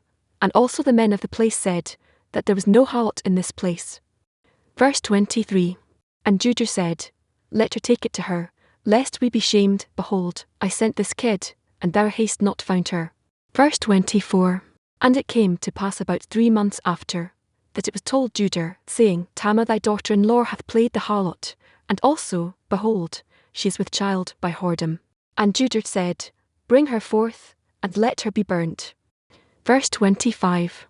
When she was brought forth, she sent to her father-in-law, saying, By the man whose these are, am I with child? And she said, Discern, I pray thee, whose are these, the signet, and bracelets, and staff. Verse 26. And Judah acknowledged them, and said, She hath been more righteous than I, because that I gave her not to Shelah my son. And he knew her again no more. Verse 27. And it came to pass in the time of her travail, that, behold, twins were in her womb. Verse 28. And it came to pass, when she travailed, that the one put out his hand, and the midwife took and bound upon his hand a scarlet thread, saying, This came out first. Verse 29. And it came to pass, as he drew back his hand, that, behold, his brother came out, and she said, How hast thou broken forth? This breach be upon thee. Therefore his name was called Pharez. Verse 30. And afterward came out his brother, that had the scarlet thread upon his hand, and his name was called Zerah. Genesis. Chapter 39. Verse 1. And Joseph was brought down to Egypt, and Potiphar, an officer of Pharaoh, captain of the guard, an Egyptian, bought him of the hands of the Ishmaelites, which had brought him down thither. Verse 2. And the Lord was with Joseph, and he was a prosperous man, and he was in the house of his master the Egyptian. Verse 3. And his master saw that the Lord was with him, and that the Lord made all that he did to prosper in his hand. Verse 4. And Joseph found grace in his sight, and he served him, and he made him overseer over his house, and all that he had he put into his hand. Verse 5. And it came to pass from the time that he had made him overseer in his house, and over all that he had, that the Lord blessed the Egyptian's house for Joseph's sake, and the blessing of the Lord was upon all that he had in the house, and in the field. Verse 6.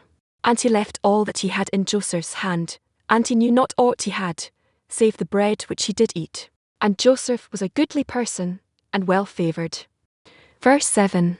And it came to pass after these things, that his master's wife cast her eyes upon Joseph, and she said, Lie with me. Verse 8. But he refused, and said unto his master's wife, Behold, my master wotteth not what is with me in the house, and he hath committed all that he hath to my hand. Verse 9. There is none greater in this house than I, neither hath he kept back anything from me but thee, because thou art his wife. How then can I do this great wickedness, and sin against God? Verse 10. And it came to pass, as she spake to Joseph day by day, that he hearkened not unto her, to lie by her, or to be with her. Verse 11. And it came to pass about this time, that Joseph went into the house to do his business, and there was none of the men of the house there within. Verse 12. And she caught him by his garment, saying, Lie with me. And he left his garment in her hand, and fled, and got him out. Verse 13. And it came to pass, when she saw that he had left his garment in her hand, and was fled forth, verse 14, that she called unto the men of her house, and spake unto them, saying, See, he hath brought in an Hebrew unto us to mock us. He came in unto me to lie with me, and I cried with a loud voice. Verse 15. And it came to pass, when he heard that I lifted up my voice and cried, that he left his garment with me, and fled, and got him out. Verse 16. And she laid up his garment by her, until his Lord came home. Verse 17. And she spake unto him according to these words, saying, The Hebrew servant, which thou hast brought unto us, came in unto me to mock me. Verse 18. And it came to pass, as I lifted up my voice and cried, that he left his garment with me, and fled out. Verse 19.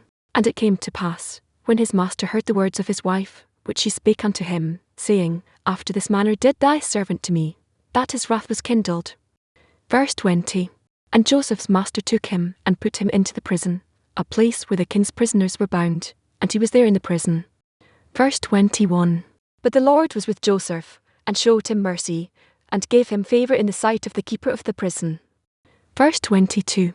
And the keeper of the prison committed to Joseph's hand all the prisoners that were in the prison, and whatsoever they did there, he was the doer of it. Verse 23. The keeper of the prison looked not to anything that was under his hand, because the Lord was with him, and that which he did, the Lord made it to prosper. Genesis chapter 40, verse 1. And it came to pass after these things, that the butler of the king of Egypt and his baker had offended their lord the king of Egypt. Verse 2. And Pharaoh was wroth against two of his officers, against the chief of the butlers, and against the chief of the bakers. Verse 3. And he put them in ward in the house of the captain of the guard, into the prison, the place where Joseph was bound. Verse 4. And the captain of the guard charged Joseph with them, and he served them, and they continued a season in ward. Verse 5. And they dreamed a dream both of them, each man his dream in one night, each man according to the interpretation of his dream, the butler and the baker of the king of Egypt, which were bound in the prison. Verse 6. And Joseph came in unto them in the morning, and looked upon them, and, behold, they were sad. Verse 7. And he asked Pharaoh's officers that were with him in the ward of his lord's house, saying, Wherefore look ye so sadly today? Verse 8. And they said unto him, We have dreamed a dream, and there is no interpreter of it. And Joseph said unto them, Do not interpretations belong to God? Tell me them, I pray you. Verse 9.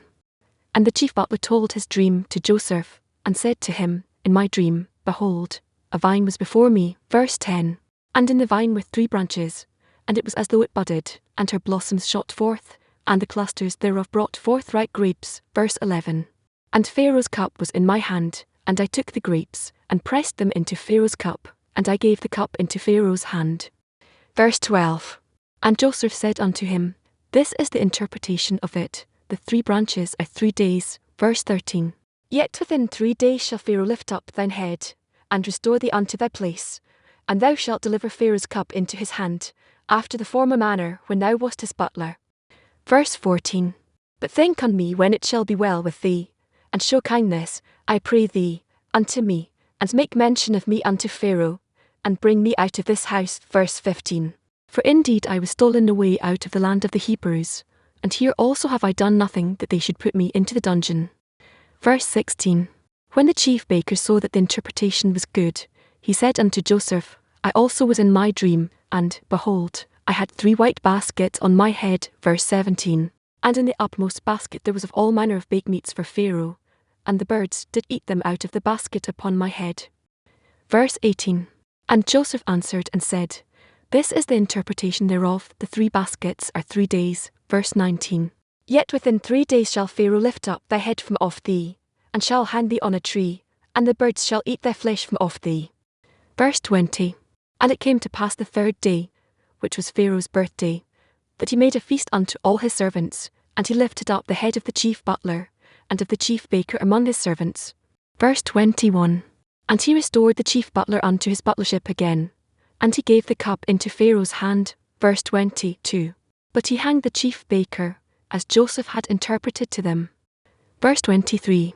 Yet did not the chief butler remember Joseph, but forgat him. Genesis chapter 41, verse 1.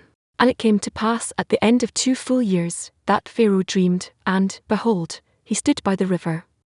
Verse 2. And, behold, there came up out of the river 7 well-favoured kine, and fat-fleshed, and they fed in a meadow. Verse 3. And, behold, 7 other kine came up after them out of the river, ill-favoured, and lean-fleshed, and stood by the other kine upon the brink of the river. Verse 4. And the ill-favoured and lean-fleshed kine did eat up the 7 well-favoured and fat kine. So Pharaoh awoke. Verse 5. And he slept, and dreamed the 2nd time, and, behold, 7 ears of corn came up upon one stalk, rank and good. Verse 6. And, behold, 7 thin ears, and blasted with the east wind sprung up after them. Verse 7. And the 7 thin ears devoured the 7 rank and full ears. And Pharaoh awoke, and, behold, it was a dream. Verse 8. And it came to pass in the morning that his spirit was troubled, and he sent, and called for all the magicians of Egypt, and all the wise men thereof, and Pharaoh told them his dream, but there was none that could interpret them unto Pharaoh. Verse 9. Then spake the chief butler unto Pharaoh, saying, I do remember my faults this day. Verse 10. Pharaoh was wroth with his servants, and put me in ward in the captain of the guard's house, both me and the chief baker. Verse 11.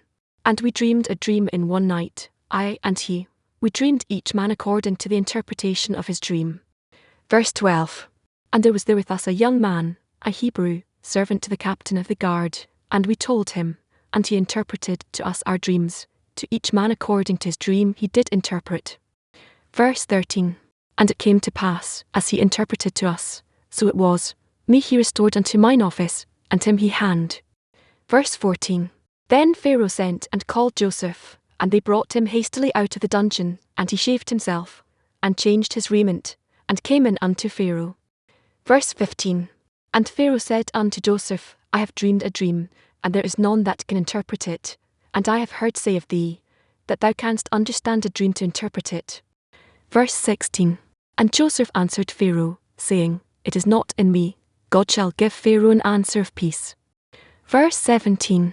And Pharaoh said unto Joseph, In my dream, behold, I stood upon the bank of the river. Verse 18. And, behold, there came up out of the river 7 kine, fat-fleshed and well-favoured, and they fed in a meadow. Verse 19. And, behold, 7 other kine came up after them, poor and very ill-favoured and lean-fleshed, such as I never saw in all the land of Egypt for badness. Verse 20. And the lean and the ill-favoured kine did eat up the first 7 fat kine. Verse 21. And when they had eaten them up, it could not be known that they had eaten them, but they were still ill-favoured, as at the beginning. So I awoke. Verse 22. And I saw in my dream, and, behold, 7 ears came up in one stalk, full and good. Verse 23. And, behold, 7 ears, withered, thin, and blasted with the east wind, sprung up after them. Verse 24. And the thin ears devoured the 7 good ears, and I told this unto the magicians, but there was none that could declare it to me. Verse 25. And Joseph said unto Pharaoh, The dream of Pharaoh is one, God hath showed Pharaoh what he is about to do. Verse 26. The 7 good kine are 7 years, and the 7 good ears are 7 years, the dream is one. Verse 27. And the 7 thin and ill-favoured kine that came up after them are 7 years, and the 7 empty ears blasted with the east wind shall be 7 years of famine. Verse 28. This is the thing which I have spoken unto Pharaoh, what God is about to do he showeth unto Pharaoh. Verse 29. Behold, there come 7 years of great plenty throughout all the land of Egypt. Verse 30. And there shall arise after them 7 years of famine, and all the plenty shall be forgotten in the land of Egypt, and the famine shall consume the land. Verse 31. And the plenty shall not be known in the land by reason of that famine following, for it shall be very grievous. Verse 32. And for that the dream was doubled unto Pharaoh twice, it is because the thing is established by God, and God will shortly bring it to pass. Verse 33. Now therefore let Pharaoh look out a man discreet and wise, and set him over the land of Egypt. Verse 34. Let Pharaoh do this, and let him appoint officers over the land, and take up the 5th part of the land of Egypt in the 7 plenteous years. Verse 35. And let them gather all the fruit of those good years that come, and lay up corn under the hand of Pharaoh, and let them keep food in the cities. Verse 36. And that food shall be for store to the land against the 7 years of famine, which shall be in the land of Egypt, that the land perish not through the famine. Verse 37. And the thing was good in the eyes of Pharaoh, and in the eyes of all his servants. Verse 38. And Pharaoh said unto his servants, Can we find such a one as this is, a man in whom the Spirit of God is? Verse 39. And Pharaoh said unto Joseph, Forasmuch as God hath showed thee all this, there is none so discreet and wise as thou art. Verse 40. Thou shalt be over my house, and according unto thy word shall all my people be ruled, only in the throne will I be greater than thou. Verse 41. And Pharaoh said unto Joseph, See, I have set thee over all the land of Egypt. Verse 42. And Pharaoh took off his ring from his hand, and put it upon Joseph's hand, and arrayed him in vestures of fine linen, and put a gold chain about his neck. Verse 43. And he made him to ride in the 2nd chariot which he had, and they cried before him, Bow the knee, and he made him ruler over all the land of Egypt. Verse 44. And Pharaoh said unto Joseph, I am Pharaoh, and without thee shall no man lift up his hand or foot in all the land of Egypt. Verse 45. And Pharaoh called Joseph's name Zaphnath-Paneah, and he gave him to wife Asenath, the daughter of Potiphar priest of On. And Joseph went out over all the land of Egypt. Verse 46. And Joseph was 30 years old when he stood before Pharaoh king of Egypt. And Joseph went out from the presence of Pharaoh, and went throughout all the land of Egypt. Verse 47. And in the 7 plenteous years the earth brought forth by handfuls. Verse 48. And he gathered up all the food of the 7 years, which were in the land of Egypt, and laid up the food in the cities, the food of the field, which was round about every city, laid he up in the same. Verse 49. And Joseph gathered corn as the sand of the sea, very much, until he left numbering, for it was without number. Verse 50. And unto Joseph were born 2 sons before the years of famine came, which Asenath the daughter of Potiphar priest of On bare unto him. Verse 51. And Joseph called the name of the firstborn Manasseh, for God, said he, hath made me forget all my toil, and all my father's house. Verse 52.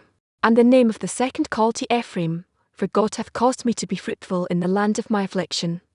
Verse 53. And the 7 years of plenteousness, that was in the land of Egypt, were ended. Verse 54.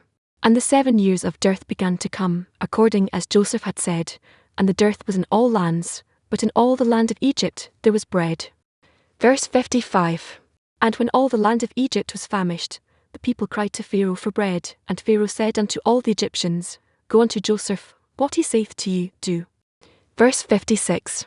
And the famine was over all the face of the earth, and Joseph opened all the storehouses, and sold unto the Egyptians, and the famine waxed sore in the land of Egypt. Verse 57. And all countries came into Egypt to Joseph for to buy corn, because that the famine was so sore in all lands. Genesis chapter 42. Verse 1. Now when Jacob saw that there was corn in Egypt, Jacob said unto his sons, Why do ye look one upon another? Verse 2. And he said, Behold, I have heard that there is corn in Egypt. Get you down thither, and buy for us from thence, that we may live, and not die.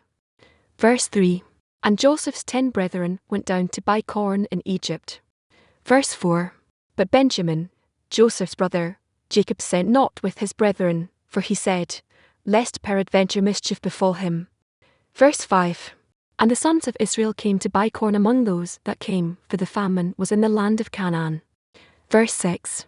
And Joseph was the governor over the land, and he it was that sold to all the people of the land. And Joseph's brethren came, and bowed down themselves before him with their faces to the earth. Verse 7. And Joseph saw his brethren, and he knew them, but made himself strange unto them, and spake roughly unto them, and he said unto them, Whence come ye? And they said, From the land of Canaan to buy food. Verse 8. And Joseph knew his brethren, but they knew not him. Verse 9. And Joseph remembered the dreams which he dreamed of them, and said unto them, Ye are spies, to see the nakedness of the land ye are come. Verse 10. And they said unto him, Nay, my lord, but to buy food are thy servants come. Verse 11.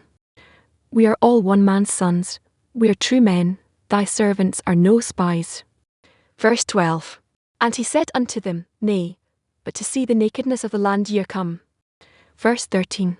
And they said, Thy servants are 12 brethren, the sons of one man in the land of Canaan.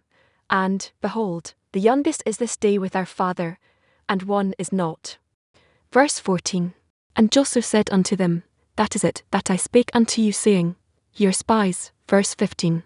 Hereby ye shall be proved, by the life of Pharaoh ye shall not go forth hence, except your youngest brother come hither. Verse 16.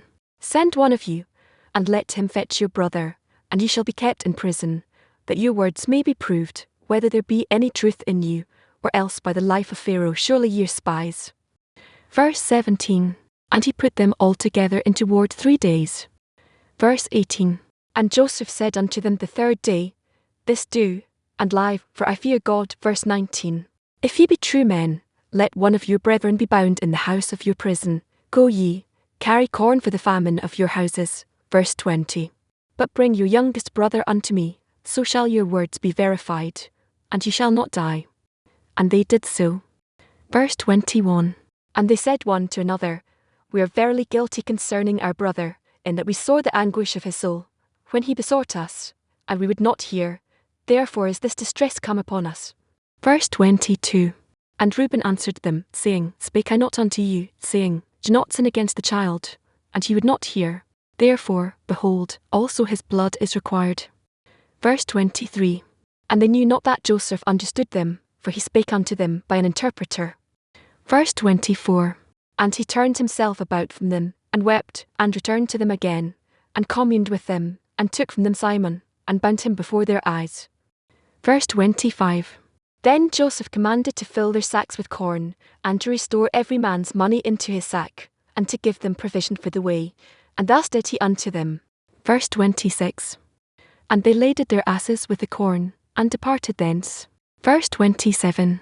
And as one of them opened his sack to give his ass provender in the inn, he espied his money, for, behold, it was in his sack's mouth. Verse 28. And he said unto his brethren, My money is restored, and, lo, it is even in my sack. And their heart failed them, and they were afraid, saying one to another, What is this that God hath done unto us? Verse 29. And they came unto Jacob their father unto the land of Canaan, and told him all that befell unto them, saying, verse 30. The man who is the Lord of the land spake roughly to us, and took us for spies of the country. Verse 31. And we said unto him, We are true men, we are no spies. Verse 32. We be 12 brethren, sons of our father, one is not, and the youngest is this day with our father in the land of Canaan. Verse 33. And the man, the Lord of the country, said unto us, Hereby shall I know that ye are true men. Leave one of your brethren here with me, and take food for the famine of your households, and be gone. Verse 34. And bring your youngest brother unto me, then shall I know that ye are no spies, but that ye are true men. So will I deliver you your brother, and ye shall traffic in the land. Verse 35. And it came to pass as they emptied their sacks, that, behold, every man's bundle of money was in his sack, and when both they and their father saw the bundles of money, they were afraid. Verse 36. And Jacob their father said unto them, Me if ye bereaved of my children, Joseph is not, and Simon is not, and ye will take Benjamin away, all these things are against me.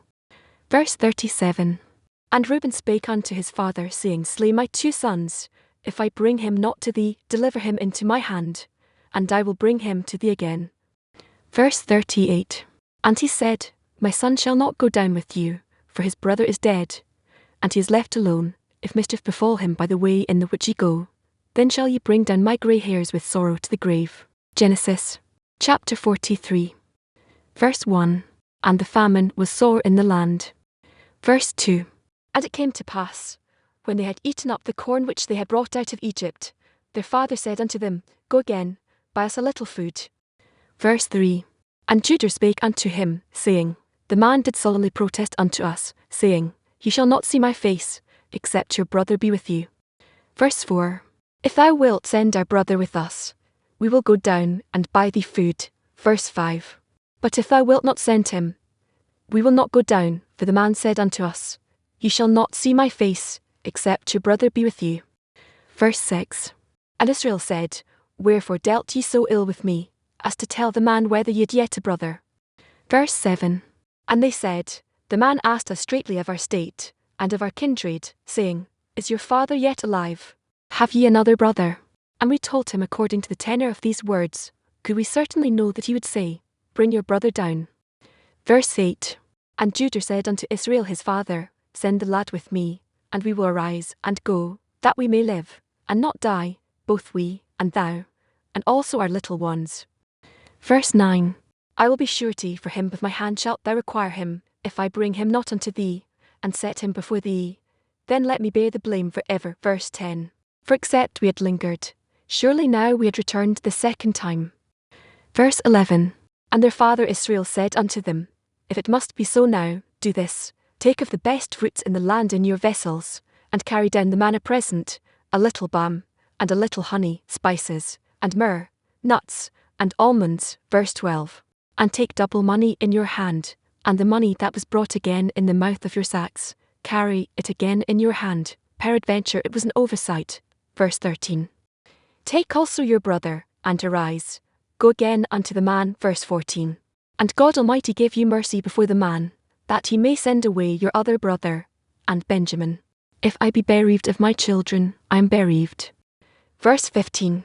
And the men took that present, and they took double money in their hand, and Benjamin, and rose up, and went down to Egypt, and stood before Joseph. Verse 16. And when Joseph saw Benjamin with them, he said to the ruler of his house, Bring these men home, and slay, and make ready, for these men shall dine with me at noon. Verse 17. And the man did as Joseph bade, and the man brought the men into Joseph's house. Verse 18. And the men were afraid, because they were brought into Joseph's house, and they said, Because of the money that was returned in our sacks at the first time are we brought in, that he may seek occasion against us, and fall upon us, and take us for bondmen, and our asses. Verse 19. And they came near to the steward of Joseph's house, and they communed with him at the door of the house. Verse 20. And said, O sir, we came indeed down at the first time to buy food. Verse 21. And it came to pass, when we came to the inn, that we opened our sacks, and, behold, every man's money was in the mouth of his sack, our money in full weight, and we have brought it again in our hand. Verse 22. And other money have we brought down in our hands to buy food. We cannot tell who put our money in our sacks. Verse 23. And he said, Peace be to you, fear not, your God, and the God of your father, hath given you treasure in your sacks. I had your money. And he brought Simon out unto them. Verse 24. And the man brought the men into Joseph's house, and gave them water, and they washed their feet, and he gave their asses provender. Verse 25. And they made ready the present against Joseph came at noon, for they heard that they should eat bread there. Verse 26. And when Joseph came home, they brought him the present, which was in their hand into the house, and bowed themselves to him to the earth. Verse 27. And he asked them of their welfare, and said, Is your father well, the old man of whom ye spake? Is he yet alive? Verse 28. And they answered, Thy servant our father is in good health, he is yet alive. And they bowed down their heads, and made obeisance. Verse 29. And he lifted up his eyes, and saw his brother Benjamin, his mother's son, and said, Is this your younger brother of whom ye spake unto me? And he said, God be gracious unto thee, my son. Verse 30. And Joseph made haste, for his bowels did yearn upon his brother, and he sought where to weep, and he entered into his chamber, and wept there. Verse 31. And he washed his face, and went out and refrained himself, and said, Set on bread. Verse 32. And they set on for him by himself, and for them by themselves, and for the Egyptians, which did eat with him, by themselves, because the Egyptians might not eat bread with the Hebrews, for that is an abomination unto the Egyptians. Verse 33. And they sat before him, the firstborn according to his birthright, and the youngest according to his youth, and the men marvelled one at another. Verse 34. And he took and sent messes unto them from before him, but Benjamin's mess was 5 times so much as any of theirs. And they drank, and were merry with him. Genesis chapter 44. Verse 1. And he commanded the steward of his house, saying, Fill the men's sacks with food, as much as they can carry, and put every man's money in his sack's mouth. Verse 2. And put my cup, the silver cup, in the sack's mouth of the youngest, and his corn money. And he did according to the word that Joseph had spoken. Verse 3. As soon as the morning was light, the men were sent away, they and their asses. Verse 4. And when they were gone out of the city, and not yet far off, Joseph said unto his steward, Up, follow after the men, and when thou dost overtake them, say unto them, Wherefore have you rewarded evil for good? Verse 5. Is not this it in which my Lord drinketh, and whereby indeed he divineth? Ye have done evil in so doing. Verse 6. And he overtook them, and he spake unto them these same words. Verse 7. And they said unto him, Wherefore saith my Lord these words? God forbid that thy servants should do according to this thing. Verse 8. Behold, the money, which we found in our sacks' mouths, we brought again unto thee out of the land of Canaan. How then should we steal out of thy Lord's house silver or gold? Verse 9. With whomsoever of thy servants it be found, both let him die, and we also will be my Lord's bondmen. Verse 10. And he said, Now also let it be according unto your words. He with whom it is found shall be my servant, and ye shall be blameless. Verse 11. Then they speedily took down every man his sack to the ground, and opened every man his sack. Verse 12. And he searched, and began at the eldest, and left at the youngest, and the cup was found in Benjamin's sack. Verse 13. Then they rent their clothes, and laded every man his ass, and returned to the city. Verse 14. And Judah and his brethren came to Joseph's house, for he was yet there, and they fell before him on the ground. Verse 15. And Joseph said unto them, What deed is this that ye have done? Wot ye not that such a man as I can certainly divine? Verse 16. And Judah said, What shall we say unto my lord? What shall we speak? Or how shall we clear ourselves? God hath found out the iniquity of thy servants. Behold, we are my lord's servants, both we, and he also with whom the cup is found. Verse 17.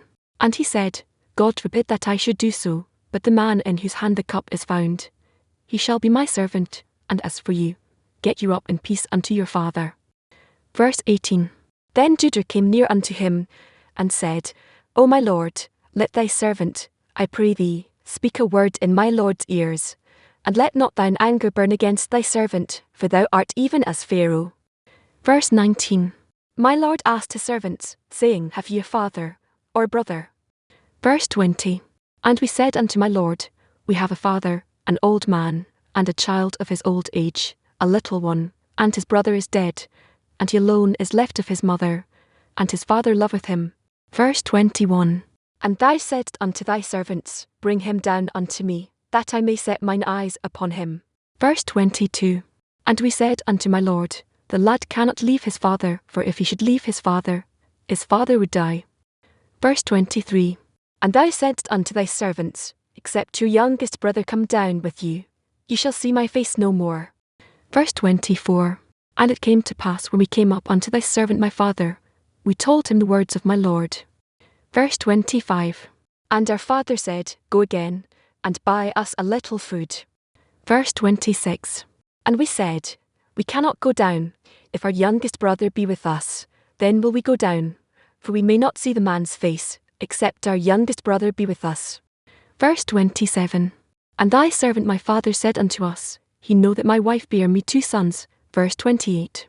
And the one went out from me, and I said, Surely he is torn in pieces, and I saw him not since. Verse 29. And if he take this also from me, and mischief befall him, he shall bring down my grey hairs with sorrow to the grave. Verse 30.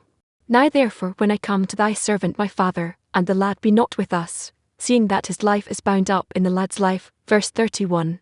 It shall come to pass, when he seeth that the lad is not with us, that he will die, and thy servant shall bring down the grey hairs of thy servant our father with sorrow to the grave. Verse 32.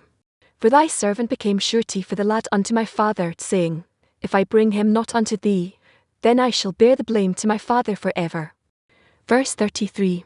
Now therefore, I pray thee, let thy servant abide instead of the lad a bondman to my lord, and let the lad go up with his brethren. Verse 34. For how shall I go up to my father, and the lad be not with me, lest peradventure I see the evil that shall come on my father? Genesis chapter 45. Verse 1. Then Joseph could not refrain himself before all them that stood by him, and he cried, Cause every man to go out from me. And there stood no man with him, while Joseph made himself known unto his brethren. Verse 2. And he wept aloud, and the Egyptians and the house of Pharaoh heard. Verse 3. And Joseph said unto his brethren, I am Joseph, doth my father yet live? And his brethren could not answer him, for they were troubled at his presence. Verse 4. And Joseph said unto his brethren, Come near to me, I pray you. And they came near. And he said, I am Joseph your brother, whom ye sold into Egypt. Verse 5. Now therefore be not grieved, nor angry with yourselves, that he sold me hither, for God did send me before you to preserve life. Verse 6. For these 2 years hath the famine been in the land, and yet there are 5 years, in the which there shall neither be earing nor harvest. Verse 7. And God sent me before you to preserve your posterity in the earth, and to save your lives by great deliverance. Verse 8. So now it was not you that sent me hither, but God, and he hath made me a father to Pharaoh, and lord of all his house, and a ruler throughout all the land of Egypt. Verse 9. Haste ye, and go up to my father, and say unto him, Thus saith thy son Joseph, God hath made me lord of all Egypt, come down unto me, tarry not. Verse 10. And thou shalt dwell in the land of Goshen, and thou shalt be near unto me, thou, and thy children, and thy children's children, and thy flocks, and thy herds, and all that thou hast. Verse 11. And there will I nourish thee, for yet there are 5 years of famine, lest thou, and thy household, and all that thou hast, come to poverty. Verse 12. And, behold, your eyes see, and the eyes of my brother Benjamin, that it is my mouth that speaketh unto you. Verse 13. And ye shall tell my father of all my glory in Egypt, and of all that ye have seen, and ye shall haste and bring down my father hither. Verse 14. And he fell upon his brother Benjamin's neck, and wept, and Benjamin wept upon his neck. Verse 15. Moreover he kissed all his brethren, and wept upon them, and after that his brethren talked with him. Verse 16. And the fame thereof was heard in Pharaoh's house, saying, Joseph's brethren are come. And it pleased Pharaoh well, and his servants. Verse 17. And Pharaoh said unto Joseph, Say unto thy brethren, This do ye, lade your beasts, and go, get you unto the land of Canaan. Verse 18. And take your father and your households, and come unto me, and I will give you the good of the land of Egypt, and ye shall eat the fat of the land. Verse 19. Now thou art commanded, this do ye, take you wagons out of the land of Egypt for your little ones, and for your wives, and bring your father, and come. Verse 20. Also regard not your stuff, for the good of all the land of Egypt is yours. Verse 21. And the children of Israel did so, and Joseph gave them wagons, according to the commandment of Pharaoh, and gave them provision for the way. Verse 22. To all of them he gave each man changes of raiment, but to Benjamin he gave 300 pieces of silver, and 5 changes of raiment. Verse 23. And his father he sent after this manner, 10 asses laden with the good things of Egypt, and 10 she-asses laden with corn, and bread, and meat for his father by the way. Verse 24. So he sent his brethren away, and they departed, and he said unto them, See that ye fall not out by the way. Verse 25. And they went up out of Egypt, and came into the land of Canaan unto Jacob their father. Verse 26. And told him, saying, Joseph is yet alive, and he is governor over all the land of Egypt. And Jacob's heart fainted, for he believed them not. Verse 27. And they told him all the words of Joseph, which he had said unto them. And when he saw the wagons, which Joseph had sent to carry him, the spirit of Jacob their father revived. Verse 28. And Israel said, It is enough, Joseph my son is yet alive, I will go, and see him before I die. Genesis, chapter 46. Verse 1. And Israel took his journey with all that he had, and came to Beer-sheba, and offered sacrifices unto the God of his father Isaac. Verse 2. And God spake unto Israel in the visions of the night, and said, Jacob, Jacob. And he said, Here am I. Verse 3. And he said, I am God, the God of thy father, fear not to go down into Egypt, for I will there make of thee a great nation. Verse 4. I will go down with thee into Egypt, and I will also surely bring thee up again, and Joseph shall put his hand upon thine eyes. Verse 5. And Jacob rose up from Beer-sheba, and the sons of Israel carried Jacob their father, and their little ones, and their wives, in the wagons, which Pharaoh had sent to carry him. Verse 6. And they took their cattle, and their goods, which they had gotten in the land of Canaan, and came into Egypt, Jacob, and all his seed with him. Verse 7. His sons, and his sons' sons with him, his daughters, and his sons' daughters, and all his seed brought he with him into Egypt. Verse 8. And these are the names of the children of Israel, which came into Egypt, Jacob, and his sons, Reuben, Jacob's firstborn. Verse 9. And the sons of Reuben, Hanok, and Phalu, and Hezron, and Carmi. Verse 10. And the sons of Simon, Jemuel, and Jamin, and Ohad, and Jachin, and Zohar, and Shaul the son of a Canaanitish woman. Verse 11. And the sons of Levi, Gershon, Kohath, and Merari. Verse 12. And the sons of Judah, and Onan, and Shelah, and Pharez, and Sarah. But and Onan died in the land of Canaan. And the sons of Pharez were Hezron, and Hamel. Verse 13. And the sons of Issachar, Toler, and Phuver, and Job, and Shimron. Verse 14. And the sons of Zebulun, Serd, and Elon, and Jaleel. Verse 15. These be the sons of Leah, which he bare unto Jacob in Paddan Aram, with his daughter Dinah, all the souls of his sons, and his daughters were 33. Verse 16. And the sons of Gad, Ziphion, and Hagi, Shuni, and Esben, Eri, and Arodi, and Arali. Verse 17. And the sons of Asher, Jimner, and Ishur, and Isui, and Beriah, and Sarah their sister, and the sons of Beriah, Heber, and Malchiel. Verse 18. These are the sons of Zilpah, whom Laban gave to Leah his daughter, and these she bare unto Jacob, even 16 souls. Verse 19. The sons of Rachel Jacob's wife, Joseph, and Benjamin. Verse 20. And unto Joseph in the land of Egypt were born Manasseh and Ephraim, which Asenath the daughter of Potipharah priest of On bare unto him. Verse 21. And the sons of Benjamin were Belar, and Betcher, and Ashbal, Jira, and Narman Ehi, and Rosh Muppim, and Huppim, and Ard. Verse 22. These are the sons of Rachel, which were born to Jacob, all the souls were 14. Verse 23. And the sons of Dan, Hashim. Verse 24. And the sons of Naphtali, Jaziel, and Guni, and Jezer, and Shillem. Verse 25. These are the sons of Bilhah, which Laban gave unto Rachel his daughter, and she bare these unto Jacob, all the souls were 7. Verse 26. All the souls that came with Jacob into Egypt, which came out of his loins, besides Jacob's sons' wives, all the souls were 66. Verse 27. And the sons of Joseph, which were born him in Egypt, were 2 souls, all the souls of the house of Jacob, which came into Egypt, were 70. Verse 28. And he sent Judah before him unto Joseph, to direct his face unto Goshen, and they came into the land of Goshen. Verse 29. And Joseph made ready his chariot, and went up to meet Israel his father to Goshen, and presented himself unto him, and he fell on his neck, and wept on his neck a good while. Verse 30. And Israel said unto Joseph, Now let me die, since I have seen thy face, because thou art yet alive. Verse 31. And Joseph said unto his brethren, and unto his father's house, I will go up, and show Pharaoh, and say unto him, My brethren, and my father's house, which were in the land of Canaan, are come unto me. Verse 32. And the men are shepherds, for their trade hath been to feed cattle, and they have brought their flocks, and their herds, and all that they have. Verse 33. And it shall come to pass, when Pharaoh shall call you, and shall say, What is your occupation? Verse 34. That ye shall say, Thy servant's trade hath been about cattle from our youth even until now, both we, and also our fathers, that ye may dwell in the land of Goshen, for every shepherd is an abomination unto the Egyptians.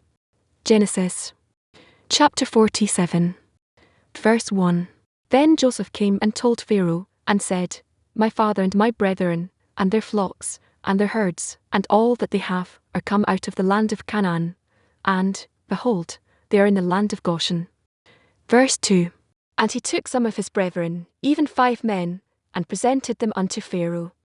Verse 3. And Pharaoh said unto his brethren, What is your occupation? And they said unto Pharaoh, Thy servants are shepherds, both we, and also our fathers. Verse 4.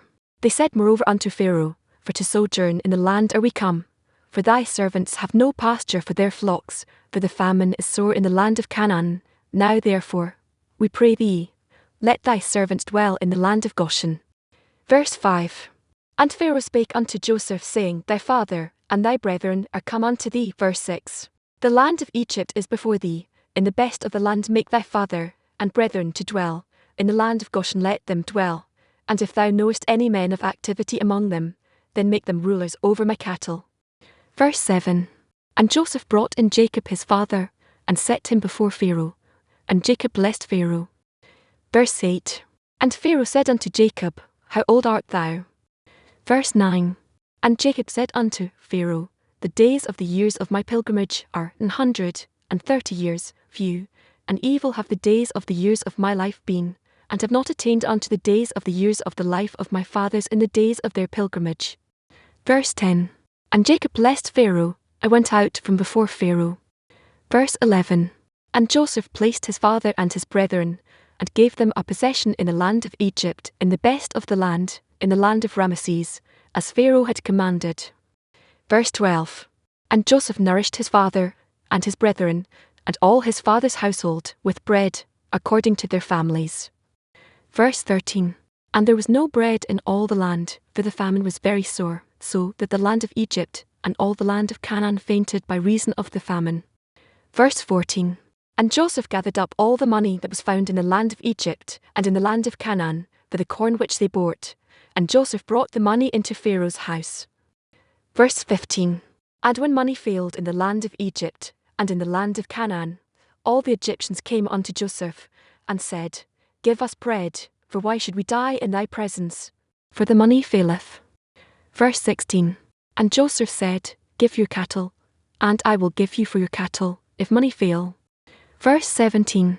And they brought their cattle unto Joseph, and Joseph gave them bread in exchange for horses, and for the flocks, and for the cattle of the herds, and for the asses, and he fed them with bread for all their cattle for that year. Verse 18. When that year was ended, they came unto him the second year, and said unto him, We will not hide it from my lord, how that our money is spent. My lord also hath our herds of cattle. There is not aught left in the sight of my lord, but our bodies, and our lands. Verse 19.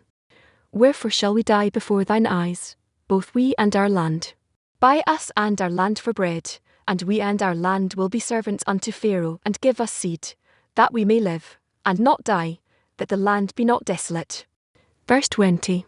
And Joseph bought all the land of Egypt for Pharaoh, for the Egyptians sold every man his field, because the famine prevailed over them, so the land became Pharaoh's. Verse 21. And as for the people, he removed them to cities from one end of the borders of Egypt even to the other end thereof. Verse 22. Only the land of the priests bought he not, for the priests had a portion assigned them of Pharaoh, and did eat their portion, which Pharaoh gave them, wherefore they sold not their lands. Verse 23. Then Joseph said unto the people, Behold, I have bought you this day and your land for Pharaoh. Lo, here is seed for you, and ye shall sow the land. Verse 24. And it shall come to pass in the increase, that ye shall give the 5th part unto Pharaoh, and 4 parts shall be your own, for seed of the field, and for your food, and for them of your households, and for food for your little ones. Verse 25.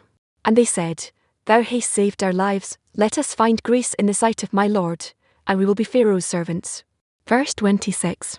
And Joseph made it a law over the land of Egypt unto this day, that Pharaoh should have the 5th part, except the land of the priests only, which became not Pharaoh's. Verse 27. And Israel dwelt in the land of Egypt, in the country of Goshen, and they had possessions therein, and grew, and multiplied exceedingly. Verse 28. And Jacob lived in the land of Egypt 17 years, so the whole age of Jacob was 147 years. Verse 29. And the time drew nigh that Israel must die, and he called his son Joseph, and said unto him, If now I have found grace in thy sight, put, I pray thee, thy hand under my thigh, and deal kindly and truly with me. Bury me not, I pray thee, in Egypt. Verse 30. But I will lie with my fathers, and thou shalt carry me out of Egypt, and bury me in their burying place. And he said, I will do as thou hast said. Verse 31. And he said, Swear unto me. And he sware unto him. And Israel bowed himself upon the bed's head. Genesis chapter 48.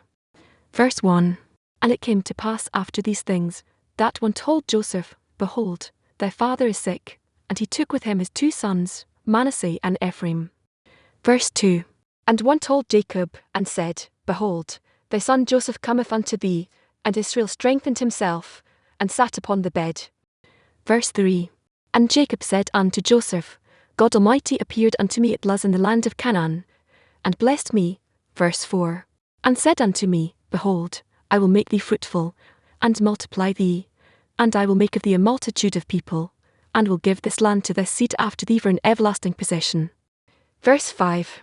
And now thy 2 sons, Ephraim and Manasseh, which were born unto thee in the land of Egypt before I came unto thee into Egypt, are mine, as Reuben and Simon, they shall be mine. Verse 6. And thy issue, which thou begettest after them, shall be thine, and shall be called after the name of their brethren in their inheritance. Verse 7. And as for me, when I came from Paddan, Rachel died by me in the land of Canaan in the way, when yet there was but a little way to come unto Ephrath, and I buried her there in the way of Ephrath, the same is Bethlehem. Verse 8. And Israel beheld Joseph's sons, and said, Who are these? Verse 9. And Joseph said unto his father, They are my sons, whom God hath given me in this place. And he said, Bring them, I pray thee, unto me, and I will bless them. Verse 10. Now the eyes of Israel were dim for age, so that he could not see. And he brought them near unto him, and he kissed them, and embraced them. Verse 11. And Israel said unto Joseph, I had not thought to see thy face, and, lo, God hath showed me also thy seed. Verse 12. And Joseph brought them out from between his knees, and he bowed himself with his face to the earth. Verse 13. And Joseph took them both, Ephraim in his right hand toward Israel's left hand, and Manasseh in his left hand toward Israel's right hand, and brought them near unto him. Verse 14. And Israel stretched out his right hand, and laid it upon Ephraim's head, who was the younger, and his left hand upon Manasseh's head, guiding his hands wittingly, for Manasseh was the firstborn. Verse 15. And he blessed Joseph, and said, God, before whom my fathers Abraham and Isaac did walk, the God which fed me all my life long unto this day. Verse 16. The angel which redeemed me from all evil, bless the lads, and let my name be named on them, and the name of my fathers Abraham and Isaac, and let them grow into a multitude in the midst of the earth. Verse 17. And when Joseph saw that his father laid his right hand upon the head of Ephraim, it displeased him, and he held up his father's hand to remove it from Ephraim's head unto Manasseh's head. Verse 18. And Joseph said unto his father, Not so, my father, for this is the firstborn, put thy right hand upon his head. Verse 19. And his father refused, and said, I know it, my son, I know it, he also shall become a people, and he also shall be great, but truly his younger brother shall be greater than he, and his seed shall become a multitude of nations. Verse 20. And he blessed them that day, saying, And he shall Israel bless, saying, God make thee as Ephraim and as Manasseh. And he set Ephraim before Manasseh. Verse 21. And Israel said unto Joseph, Behold, I die, but God shall be with you, and bring you again unto the land of your fathers. Verse 22. Moreover I have given to thee one portion above thy brethren, which I took out of the hand of the Amorite with my sword, and with my bow. Genesis chapter 49. Verse 1.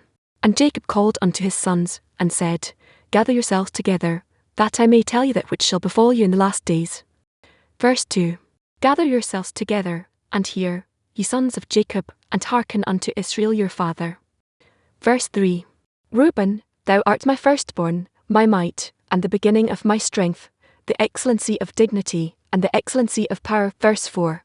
Unstable as water, thou shalt not excel, because thou wentest up to thy father's bed, then defiledst thou it, he went up to my couch. Verse 5. Simon and Levi are brethren, instruments of cruelty are in their habitations. Verse 6. O my soul, come not thou into their secret, unto their assembly, mine honour. Be not thou united, for in their anger they slew a man, and in their self-will they dig down a wall. Verse 7. Cursed be their anger, for it was fierce, and their wrath, for it was cruel. I will divide them in Jacob, and scatter them in Israel. Verse 8. Judah, thou art he whom thy brethren shall praise, thy hand shall be in the neck of thine enemies, thy father's children shall bow down before thee. Verse 9. Judah is a lion's whelp, from the prey, my son, thou art gone up, he stooped down, he couched as a lion, and as an old lion who shall rouse him up. Verse 10. The scepter shall not depart from Judah, nor a lawgiver from between his feet, until Shiloh come, and unto him shall the gathering of the people be. Verse 11. Binding his foal unto the vine, and his ass's colt unto the choice vine, he washed his garments in wine, and his clothes in the blood of grapes. Verse 12. His eyes shall be red with wine, and his teeth white with milk. Verse 13. Zebulun shall dwell at the haven of the sea, and he shall be for an haven of ships, and his border shall be unto Zidon. Verse 14. Issachar is a strong ass couching down between two burdens. Verse 15. And he saw that rest was good, and the land that it was pleasant, and bowed his shoulder to bear, and became a servant unto tribute. Verse 16. Dan shall judge his people, as one of the tribes of Israel. Verse 17. Dan shall be a serpent by the way, an adder in the path, that biteth the horse heels, so that his rider shall fall backward. Verse 18. I have waited for thy salvation, O Lord. Verse 19. Gad, a troop shall overcome him, but he shall overcome at the last. Verse 20. Out of Asher his bread shall be fat, and he shall yield royal dainties. Verse 21. Naphtali is a hind let loose, he giveth goodly words. Verse 22. Joseph is a fruitful bough, even a fruitful bough by well, whose branches run over the wall. Verse 23. The archers have sorely grieved him, and shot at him, and hated him. Verse 24. But his bow bode in strength, and the arms of his hands were made strong by the hand of the mighty God of Jacob. From thence is the shepherd, the stone of Israel. Verse 25. Even by the God of thy father, who shall help thee, and by the Almighty, who shall bless thee with blessings of heaven above, blessings of the deep that lieth under, blessings of the breasts, and of the womb. Verse 26. The blessings of thy father have prevailed above the blessings of my progenitors unto the utmost bound of the everlasting hills. They shall be on the head of Joseph, and on the crown of the head of him that was separate from his brethren. Verse 27. Benjamin shall raven as a wolf, in the morning he shall devour the prey, and at night he shall divide the spoil. Verse 28. All these are the 12 tribes of Israel, and this is it that their father spake unto them, and blessed them, every one according to his blessing he blessed them. Verse 29. And he charged them, and said unto them, I am to be gathered unto my people, bury me with my fathers in the cave that is in the field of Ephron the Hittite. Verse 30.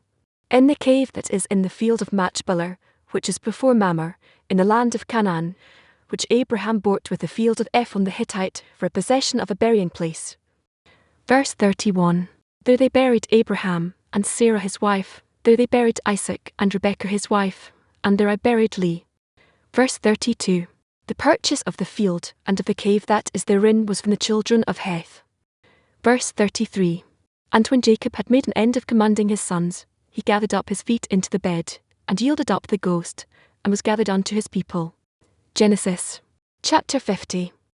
Verse 1. And Joseph fell upon his father's face, and wept upon him, and kissed him. Verse 2. And Joseph commanded his servants the physicians to embalm his father, and the physicians embalmed Israel. Verse 3. And 40 days were fulfilled for him, for so are fulfilled the days of those which are embalmed, and the Egyptians mourned for him 60 days. Verse 4. And when the days of his mourning were past, Joseph spake unto the house of Pharaoh, saying, If now I have found grace in your eyes, speak, I pray you, in the ears of Pharaoh, saying, Verse 5. My father made me swear, saying, Lo, I die, in my grave which I have digged for me in the land of Canaan, there shalt thou bury me. Now therefore let me go up, I pray thee, and bury my father, and I will come again. Verse 6. And Pharaoh said, Go up, and bury thy father, according as he made thee swear. Verse 7. And Joseph went up to bury his father, and with him went up all the servants of Pharaoh, the elders of his house, and all the elders of the land of Egypt. Verse 8. And all the house of Joseph, and his brethren, and his father's house, only their little ones, and their flocks, and their herds, they left in the land of Goshen. Verse 9. And there went up with him both chariots and horsemen, and it was a very great company. Verse 10. And they came to the threshing floor of Atad, which is beyond Jordan, and there they mourned with a great and very sore lamentation, and he made a mourning for his father 7 days. Verse 11. And when the inhabitants of the land, the Canaanites, saw the mourning in the floor of Atad, they said, This is a grievous mourning to the Egyptians, wherefore the name of it was called Abel Mizraim, which is beyond Jordan. Verse 12. And his sons did unto him according as he commanded them. Verse 13. For his sons carried him into the land of Canaan, and buried him in the cave of the field of Machpelah, which Abraham bought with the field for a possession of a burying place of Ephron the Hittite, before Mamre. Verse 14. And Joseph returned into Egypt, he, and his brethren, and all that went up with him to bury his father after he had buried his father. Verse 15. And when Joseph's brethren saw that their father was dead, they said, Joseph will peradventure hate us, and will certainly requite us all the evil which we did unto him. Verse 16. And they sent a messenger unto Joseph, saying, Thy father did command before he died, saying, Verse 17. So shall ye say unto Joseph, Forgive, I pray thee now, the trespass of thy brethren, and their sin, for they did unto thee evil, and now, we pray thee, forgive the trespass of the servants of the God of thy father. And Joseph wept when they spake unto him. Verse 18. And his brethren also went and fell down before his face, and they said, Behold, we be thy servants. Verse 19. And Joseph said unto them, Fear not, for am I in the place of God? Verse 20. But as for you, ye thought evil against me, but God meant it unto good, to bring to pass, as it is this day, to save much people alive. Verse 21. Now therefore fear ye not, I will nourish you, and your little ones. And he comforted them, and spake kindly unto them. Verse 22. And Joseph dwelt in Egypt, he, and his father's house, and Joseph lived 110 years. Verse 23. And Joseph saw Ephraim's children of the third generation. The children also of Machi the son of Manasseh were brought up upon Joseph's knees. Verse 24. And Joseph said unto his brethren, I die, and God will surely visit you, and bring you out of this land unto the land which he sware to Abraham, to Isaac, and to Jacob. Verse 25. And Joseph took an oath of the children of Israel, saying, God will surely visit you, and ye shall carry up my bones from hence. Verse 26. So Joseph died, being 110 years old, and they embalmed him, and he was put in a coffin in Egypt,